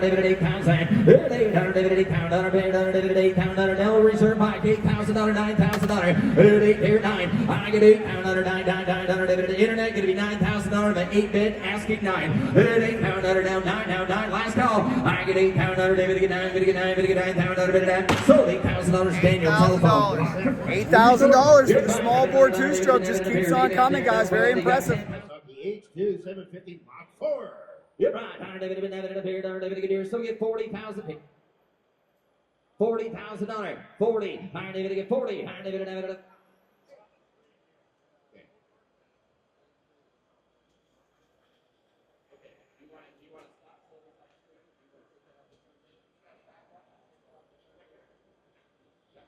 All right, we're going to be offering on the bid screen lot F151. Take a look here at 1927 BMW R47 with a boxer twin and a 3-speed. You're right. Selling off the screen they now. got one on the big screen. 151. How much here?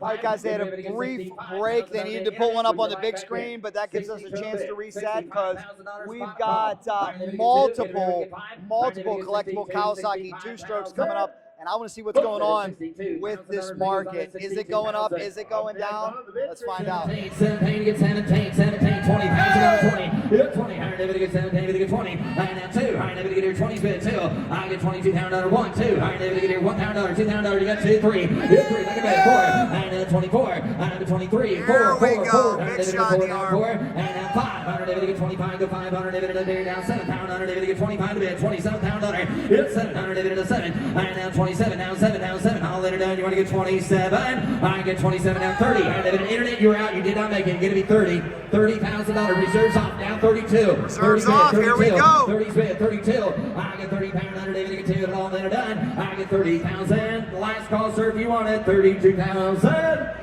So $30,000. 30,000. I'll tell you, the H2 market is not crashing. It wasn't first year, still goes for a pretty penny. Let's see what the H1 does. 1970 H1. Reserve bike 10, 7, 5, 7, 10. I know 10,000. Now 14, internet, $14,000, and now 15. I don't even get 15,000, I don't even get 14 to bid, 15. I get 14 to bid, I don't even get 15, 15, 15. I'll let it done, last call, 15 pound, under bid, so $14,000, Megan. 14,000 for an H1. Yeah, these two strokes are still hot. I'll sport bike to the 20,000, I don't even get 10, 5, 5, 5 pound, under 7 pound, under bid, 10. And now 12, again 12, 12 pound, under $15,000, and now 15, I don't even get 12 to bid, 15, 15, 15. Pound under bid. I get 12 pound under, get 15. $15,000, 15, 12, 15. Iron dividend 12 to bid, 15,000 under dividend now 17. Iron dividend out there 17 under dividend 15 pound under now 17. Iron dividend 15 pound under now 17 pound under get 15,000 under 17,000 under 15, 16 now 17 and now 17 and now 17 to bid under dividend get 17 to under. Iron dividend now 18 pound under now 19,000 under and now 19 dividend 19 dividend 19 there now 19. Iron dividend 19 pound under bid under dividend 19,000. Iron dividend 19, dividend 19, dividend 19,000, 19, 19, under dividend 17, bid 9. I got $17,000. You're going to be 19. 17 is bid. $19,000. 17. Hey, reserve is off. 17 is bid. 19. 19. Running with 18. I got 17. 18. Last call if you want it. 17. 18. And 17. 18. Now 19. Are you bidding there, sir? Thank you. Now 19. 18, 19, been here before, 19, and 18 to bid, 19, on this bike here, under dividend, 18, 19, so $18,000, Laura. That's impressive. Impressive for the sport bike. They say this market's crashing, but the money is still there for select motorcycles. 50F. Thank you. Not going to be a bit of a out of Bob's collection here. Not going to be a bit of a 12 here. Not going to be a bit of a 12 10. Not going to be a bit of a 10,000 bid. Not going to be a bit of a 5,000 bid. And down 5 here. Not going to be a bit of a 5 down 5. You 5. And I'm going to be a 600 bid. 5 there. 600 bid. Not going to be George Way. And 5, 6, 7. And I'm going to be a 7 pound 8 down 8 down 8. Not going to be a 7 pound 8. Not going to be a 7 8,000 bid. It's 7 bid. Not going to be a bit of a kind of a fall back there. Not going to be 8,000 on 8 down 9. And 9 bid. Not going to be 9 here. Not 9 10. Not going to be a 10 down bid. And 9 10. Not going to be a 10 down. Not going to be a 10. Not going to be 9 here 10. And I'm going to be a 10 here. Not going to be a 10 down 9 down 5. I'm going to be 95. And I'm going to be 10 5 here 10 pair 5. And I'm going to be a 10 pair 10 5 10 bid 10 5. And a 5 11 bid 11,000. 11 here down. I'm going to be 10 5 11 bid. I'm going to be a pound here. I'm going to be 11 here 10 5 11 pound. And 5. I'm going to be about 5 reserve is up down 11 5. I'm going to be 11 here 11 5 make its way. Hit 5. I'm going to be about 5 11 here. I'm going to be about 5 11 pound 5. And I'm going to be about 5. I'm going to suspicious is all. I'm going to be 13. I'm going to be 12 here 12 11 5 down 12. I'm going to be 12 here 11 5. 12,000 bid internet 12 5. Now 12 5. And a 5 bid. I'm going to be 12 bid 5. I'm going to be 13 pound bid. Hit 13. I'm going to be 13 pound. I'm going to be 12 5 13,000. And 13 13. I'm going to be 13 Brian's way 13 pound bid. And a 5 13 5. I'm going to be 5 bid 13 a pair 5. Hit 5. I'm going to be 5 bid. I'm going to be 13. I'm going to be 5 sir. And a 5 bid. I'm going to be 5 for 5. I'm going to be 5 13. I'm going to be 13 5. So 13,000 Megan. No, I'll bring T17. How about Harley Davidson? We got a 2008 Harley CBO Dyna. What will that bring in? Pretty new bike comparatively. Let's see what it does. 6 6 5 6 7 Iron dividend 7 pound 8 Iron dividend 8,000 Iron dividend 8,000 Iron dividend 8,000 Iron dividend 8 Iron dividend 8 pound Iron dividend 75 D to water. It's 7,500 bid Iron dividend 7,500 Iron dividend 75 Iron dividend 7,500 bid Iron dividend 65 75 Iron dividend beyond to give $7,000. $7,000. 7,000. Iron dividend 7. Iron dividend 7. Iron dividend gets 6,000 on the internet. Ask it $7,000. $6,000. 7,000. Reserve is off. 6 7. Iron dividend gets 6,000 on dividend 7 here down 700. So $6,000 to internet. Very interesting what is happening this year. I can tell you, having come here for more than a decade now, no auction is the same. It's hard to identify trends. It's hard to identify exactly where we're going. long term, there's a lot of questions about where this is going. Not seeing a whole lot of young people walking around, but we continue to see record-breaking prices year after year after year. For the right stuff, we do see some stuff fall off a cliff. So let me know what you think. Let me know what you think where this market is, and all your thoughts on all these motorcycles that we watch roll across. I want to hear from you down below.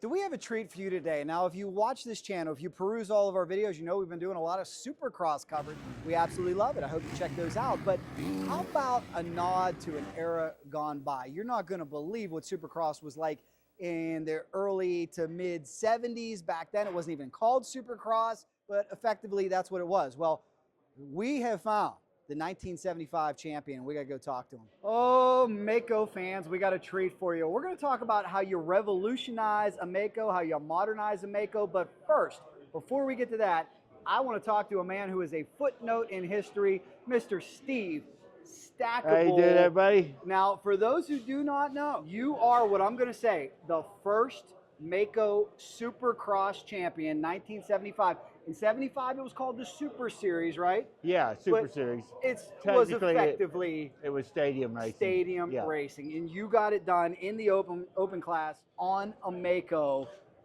What do you think about how that sport has changed and how different it was back then? If you could describe that to me. Well, all I can say is that I knew that it was going to get big when people could go to the stadium and watch, racing basically indoors, protected. It was obviously a different kind of racing, a lot of man-made obstacles and jumps and stuff, but it was a good time in history. There was a lot going on, a lot of development happening at the time, and so these bikes started out with a minimal amount of suspension travel, and they were refined over the next several years into what they are today, which is incredible step in technology, actually. I mean, it's amazing where they've come, but this particular motorcycle was pretty much the icon of the industry.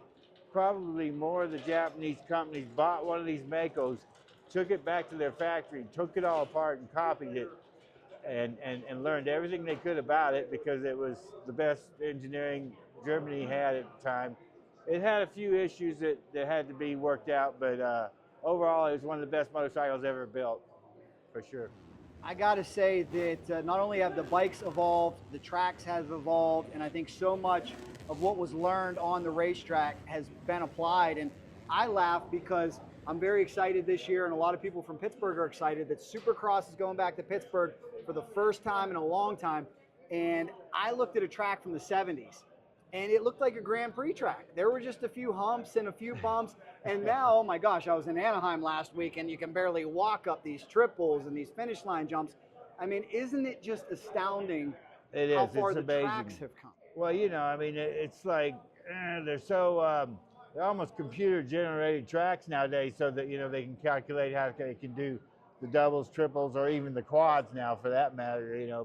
But in our time, it was a bit rougher. There wasn't near as much challenge to doing the high speed stuff, but there was a lot of other things that were a challenge, obviously, as far as the mechanical setup and all that of the bike. So it's all relative to the time scale you're working in, but yeah, nowadays it's incredible what they've done with these indoor tracks, steamrolling in the whoop-de-doos, things like that, which was a great idea they came up with in Europe. I mean, the worst thing that I hate seeing is the track's breaking down so much that it makes them more dangerous. That's what I worry about, because these riders are really risking a lot to be out there every time. And yeah, they're getting paid good for it, which they should be. And you got your privateers, which are struggling to get in those ranks. But the safer it is, the better it is. But I'd be ventured to say the safety factor is relative to how they're building these doubles and triples and all that. It's like a bunch of kangaroos out there jumping around. Well, that brings me to my next question, that we take a look at two wheels, and we know ever since the beginning of time, if it's got two wheels, there's a little bit of a danger element involved. But Absolutely. You just touched on something. Was racing much more safer back then, in your opinion? Yeah, I mean, it's just... Were there as many injuries? Sure. The difference is there's maybe many injuries, but very rarely is there a death. So, you know, I mean, you're going to crash every now and then. You're going to survive. All these riders go through periods of injuries that they have to recover from, but that's part of the deal. You know, I mean, you look at Faulkner, you look at these guys that have had to come back from many an injury and bring themselves back up to the top again. That's what it's all about. You know, how much dedication they put into the sport. You know.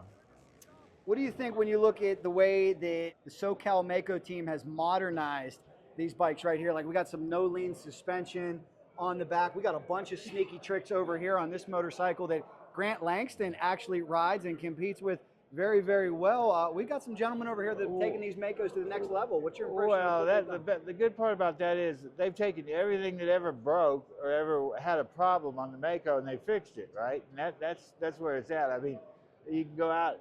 I mean, I lost a couple championships because I broke a spokes out of the front tire. You know, that doesn't happen anymore.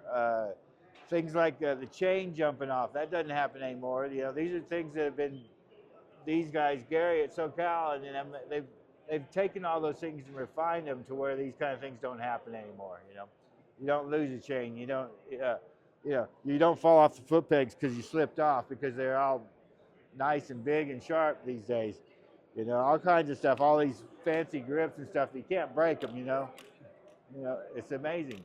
You know, technology is a wonderful thing. You know, when you take a look at this table of parts, did you ever think you'd see CNC and billet stuff available for the Mecum? No, I mean, I picked this up earlier and I'm going, man, I wish I had one of these when I was racing. You know, I mean, towards the end of my career, we had this type of thing, but in the beginning, it was all welded, you know, right there in the basement of the factories and stuff. I mean, you know, it was all, we built our own stuff back at that time. You know, it wasn't all this CNC beautiful, marvelous stuff. It's different nowadays, for sure. Come a long way. I mean, you got fork caps with air sockets in them and all kinds of stuff, and adjustments for the dampening, and you know, it's a trick world. It's fun though.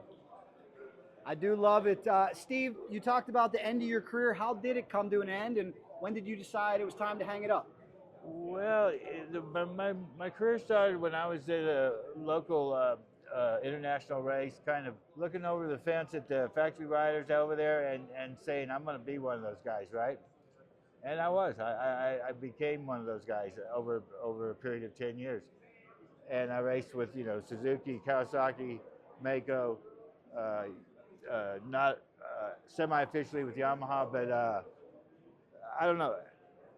There was a race that I went to towards the end that about 12 years into my career where I saw that kid on the other side of the fence looking at me going, I want to be him. And I knew that, you know, I'd come kind of full circle at that time, and it might have been time to start thinking about, you know, stepping out. And then it's obviously, you know, you have to keep the results up to the level you need them to. You got to be in there every weekend, you know, getting those results. And if your results start tapering off, you kind of get a feeling like maybe it's a good time to, you know, call it quits or something, pretty much. Well, Steve, you have earned your place in history. It's great to meet you, and I hope to see you maybe back at one of the modern Supercrosses someday. Do you get to go to any races? Oh yeah, I go to them. You know, anytime they're close, I'll go to them, and I was going to them quite regular when I was out in San Diego. So we'll see what happens. I'll go to the ones in Texas and stuff like that. Yeah, but I follow them closely. You know, do you still ride at all? I not so much off-road. I've got a Ducati Hypermotard that I ride all the time. Awesome. I like to do wheelies on it and stuff like that, you know. Imagine that. Well, thanks so much, Steve. We do appreciate it. Thank you. How about that, guys? The way it used to be. Leave your comments down below. Great to talk to Steve, and I hope you get an opportunity to maybe go back and watch some of his races. We're going to have much more coming on this channel. Check out all there is to see. Subscribe right now. I now 19, video 19, video 19, there now 19. I got $17,000. What happens to motorcycles that don't get sold at the Mecum auction? All these beauties, they have not been sold, meaning the reserve has not been met. What is the reserve? The reserve is the minimum bid where the seller is obligated to sell it, meaning you've got a motorcycle right here and you say, my reserve is $10,000. You receive a bid of $9,000. You don't have to sell it. Reserve not met. So if the reserve isn't met, do you pack it up and go home? Not quite yet. special program here called The Bid Goes On. Let's learn more about it. Let's see what's available here, what's going on behind the scenes, and we'll find out what happens if the bid doesn't go on. Then what happens to these bikes? Yeah. As you can see, they're working with customers right now, and Nothing. as soon as this I gentleman mean, it's walks sitting away, right we're going to there, have a too. word with Dave Nope. Hofstetler of Maybe we Mecum oughta Auctions. The try bid and hide it for a goes little bit. on. All right, thanks. Well, Dave, you're a busy man. So good to see you. Yes, sir. Could you please explain this program to me? All the bikes that we're looking at right here, reserve not met. When it goes in front of the auctioneer, the seller says, I want, for example, 9,000, and it only brought 7,000. So he says, no, I don't want to sell it. So it goes, the bid goes on. Someone will come here and say, I'm interested in that bike. I'll tell him it did 7,000, he wants 9,000. And they say, well, I don't want to pay 9, but I'll pay 8. I will write the deal up for 8,000. I will call the seller and say, look, we can sell it right now for $8,000. Do you want to sell it? Yes or no. When they say yes, we'll sell it. If no, they might say no, I might take 85, but we negotiate. But it gives the buyer a little bit better chance to look it over instead of on stage. As a seller, you want to try to sell it on stage. You know you have the money and it's sold. But if it doesn't sell, then when you have a second chance like this, it's a pretty good. We probably will get 35 to 40% of these bikes that didn't sell, we will sell them here. So you really act as a broker and a liaison trying to negotiate some of these deals. Right. We'll call the seller and we'll negotiate with them and try to get the deal done. Our biggest thing is you don't want to take it home. We want to sell something. What's it take to do that deal? We'll do what it takes. Well, speaking of deals, we know that there's a lot of buyers here looking for just that. Do you ever get a situation where somebody offers below the high bid? They do, but I mean, usually that seller will get mad at us if we, he'll say, well, it did 7, the guy want to offer 5, well, I just turned down 7. I've had people want to make an offer within 5 minutes and they want to go under. It's like, he just turned that offer down 5 minutes ago. I don't think he's going to take it. But usually, sometimes it doesn't take a lot more. Sometimes it, there is a big gap, but most times it's within $3,000 to $4,000 on a $10,000 to $20,000 bike. On a bike that's like under 10,000, it's usually another 800 to 1,500 normally gets them bought. Now I see on the tag you have the high bid noted. Do you also note the reserve? We do. If someone comes here, I will tell them what the reserve is. We don't tell the reserve price before the auction, but we will. If you would come up and say, hey, I'm interested in that bike, I will tell you right off what the reserve is, what it did, and then you can make your decision on what to offer between there. And if I am a buyer and I'm willing to meet the reserve, is that an automatic sale, no questions Yes. asked? As a seller, if he says, I want $10,000, if I get him 10,000, it's a done deal. We just call him up and say, your bike is sold. Okay, and yesterday we had a unique situation where sometimes even Mecum will step in and buy these motorcycles. Do you see that occasionally? 38.5, I'm going to bid at 38,500 on the bid. 38.5. And waiting. I think it's going to happen, folks. Uh-oh. I agree with you. Uh-oh. 38,500 bucks. 37,500.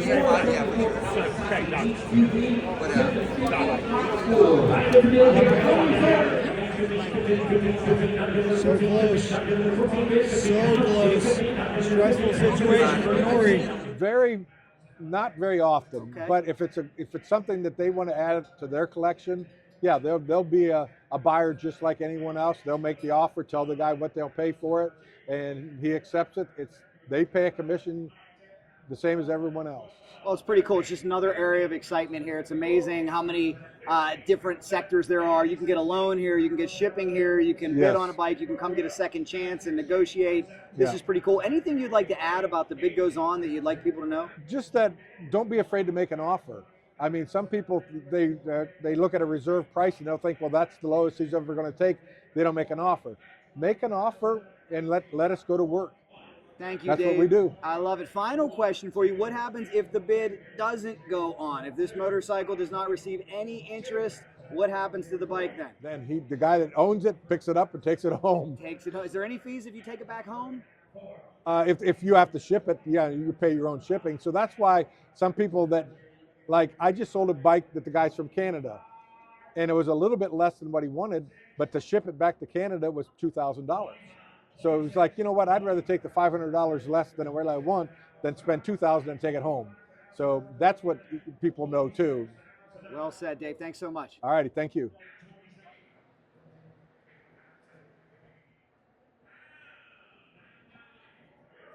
Pretty cool program, guys. Mecum gives you lots of chances. And let's take a look at some of these bikes that didn't sell. Hey, I got my eye right there on an 85 YZ125. If it was the yellow 84, I would be all over it because that was my first true, real dirt bike.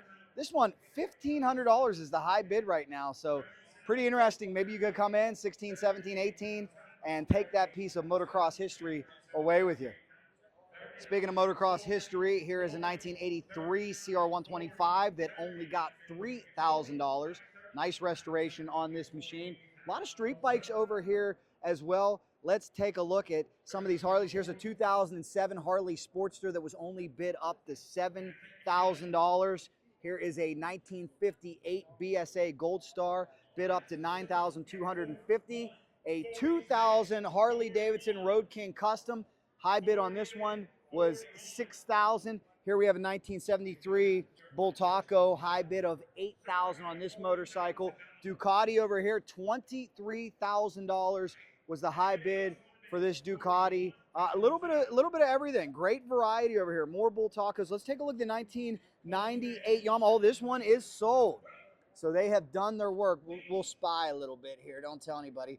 So the high bid was $8,000. Somebody able to come in. Somebody locked this motorcycle up for something above $8,000, we believe. And this is where prospective buyers will continue to check out the bikes. What do you think, sir? Are you going to place a bid on this sucker? Very possible, very possible. VIN checked out good? VIN checks out. That's good. Looking bike. $17,000 for the Indian Scout. Wow, good stuff. But I got to tell you, the big story here, and the bid goes on, has to be these Z2s. If you remember my video last year, the one and only Z2 here, the first one that I have ever seen, got $85,000 before the sale was canceled due to an ineligible VIN. Here, take a look at this one. This $17,000, the high bid, and it sits here in the bid goes on. Guys, take a look at this. It is truly baffling what a difference a year makes, and I got to think the buyer, the prospective buyer, the potential buyer of last year's Z2 feels like he may have dodged a major bullet because we're seeing values plummet. This is a 1976. Again, a lot of reproduction parts, but still $18,000 high bid, and we're not seeing much action on this bike out here in the bid goes on. I got a feeling the frenzy, the excitement for the Z2 could be over. If you're needing me to back up a second and say, hey, what's the Z2? Remember, that was a model only available in Japan. Kawasaki couldn't sell a motorcycle over 750 cc's. So these are incredibly rare, or so we were told. I think there might be more of them than what we were told last year. It's hard to research these. It's hard to get an accurate number on how many are really left in the United States and what's real and what's reproduction. But nonetheless, market not there for the Z2 this year. Honda CBX over here. Let's take a look at high bid of $12,000 for an 82 CBX. What did Mecum bring in? 1980 Mecum 440, $7,500. High bid if. What's that mean? You might become famous. Have to consult with my expert Dave one more time. famous. Sorry, Dave. I got one more question. What happens if it says if? What does that mean? An if sale means that the seller was not on the stage when the bike went through. And if it brings close enough to his reserve, they'll say, well, maybe he'll take this. Let's take it on an if. You can buy it if the seller agrees to this. So they write up the deal, then I will call the seller and say, look, this is what we got. Do you want to take the offer? If they say yes, then we turn it right into a sold unit. If it says no, the bid goes on. So right now, if I'm looking at a bike and it says if, what's that mean for me? That means that the seller would not take the original offer, that he wanted a little bit more money, and then we're going to try to sell it here. Awesome. Thank you for the info, Dave. A Alrighty. busy man today, working those deals, working them hard. So now we know what the if sale is.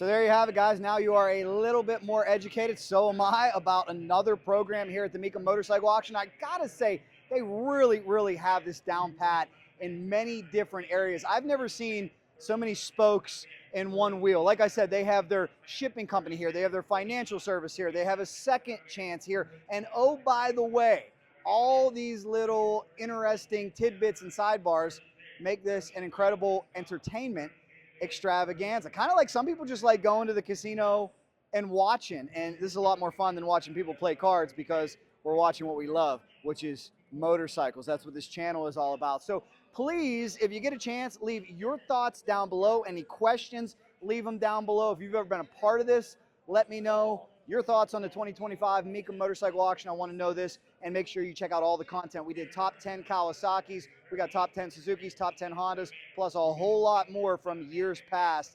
And get here next year, if you can, and say hello to me. You will not regret it. Thanks so much for watching, guys, from the 2025 Mecum Motorcycle Auction, South Point Hotel and Casino, Las Vegas, Nevada. You know, if there's anything fast motorcycles, we're in. Cycle Drag rolls on.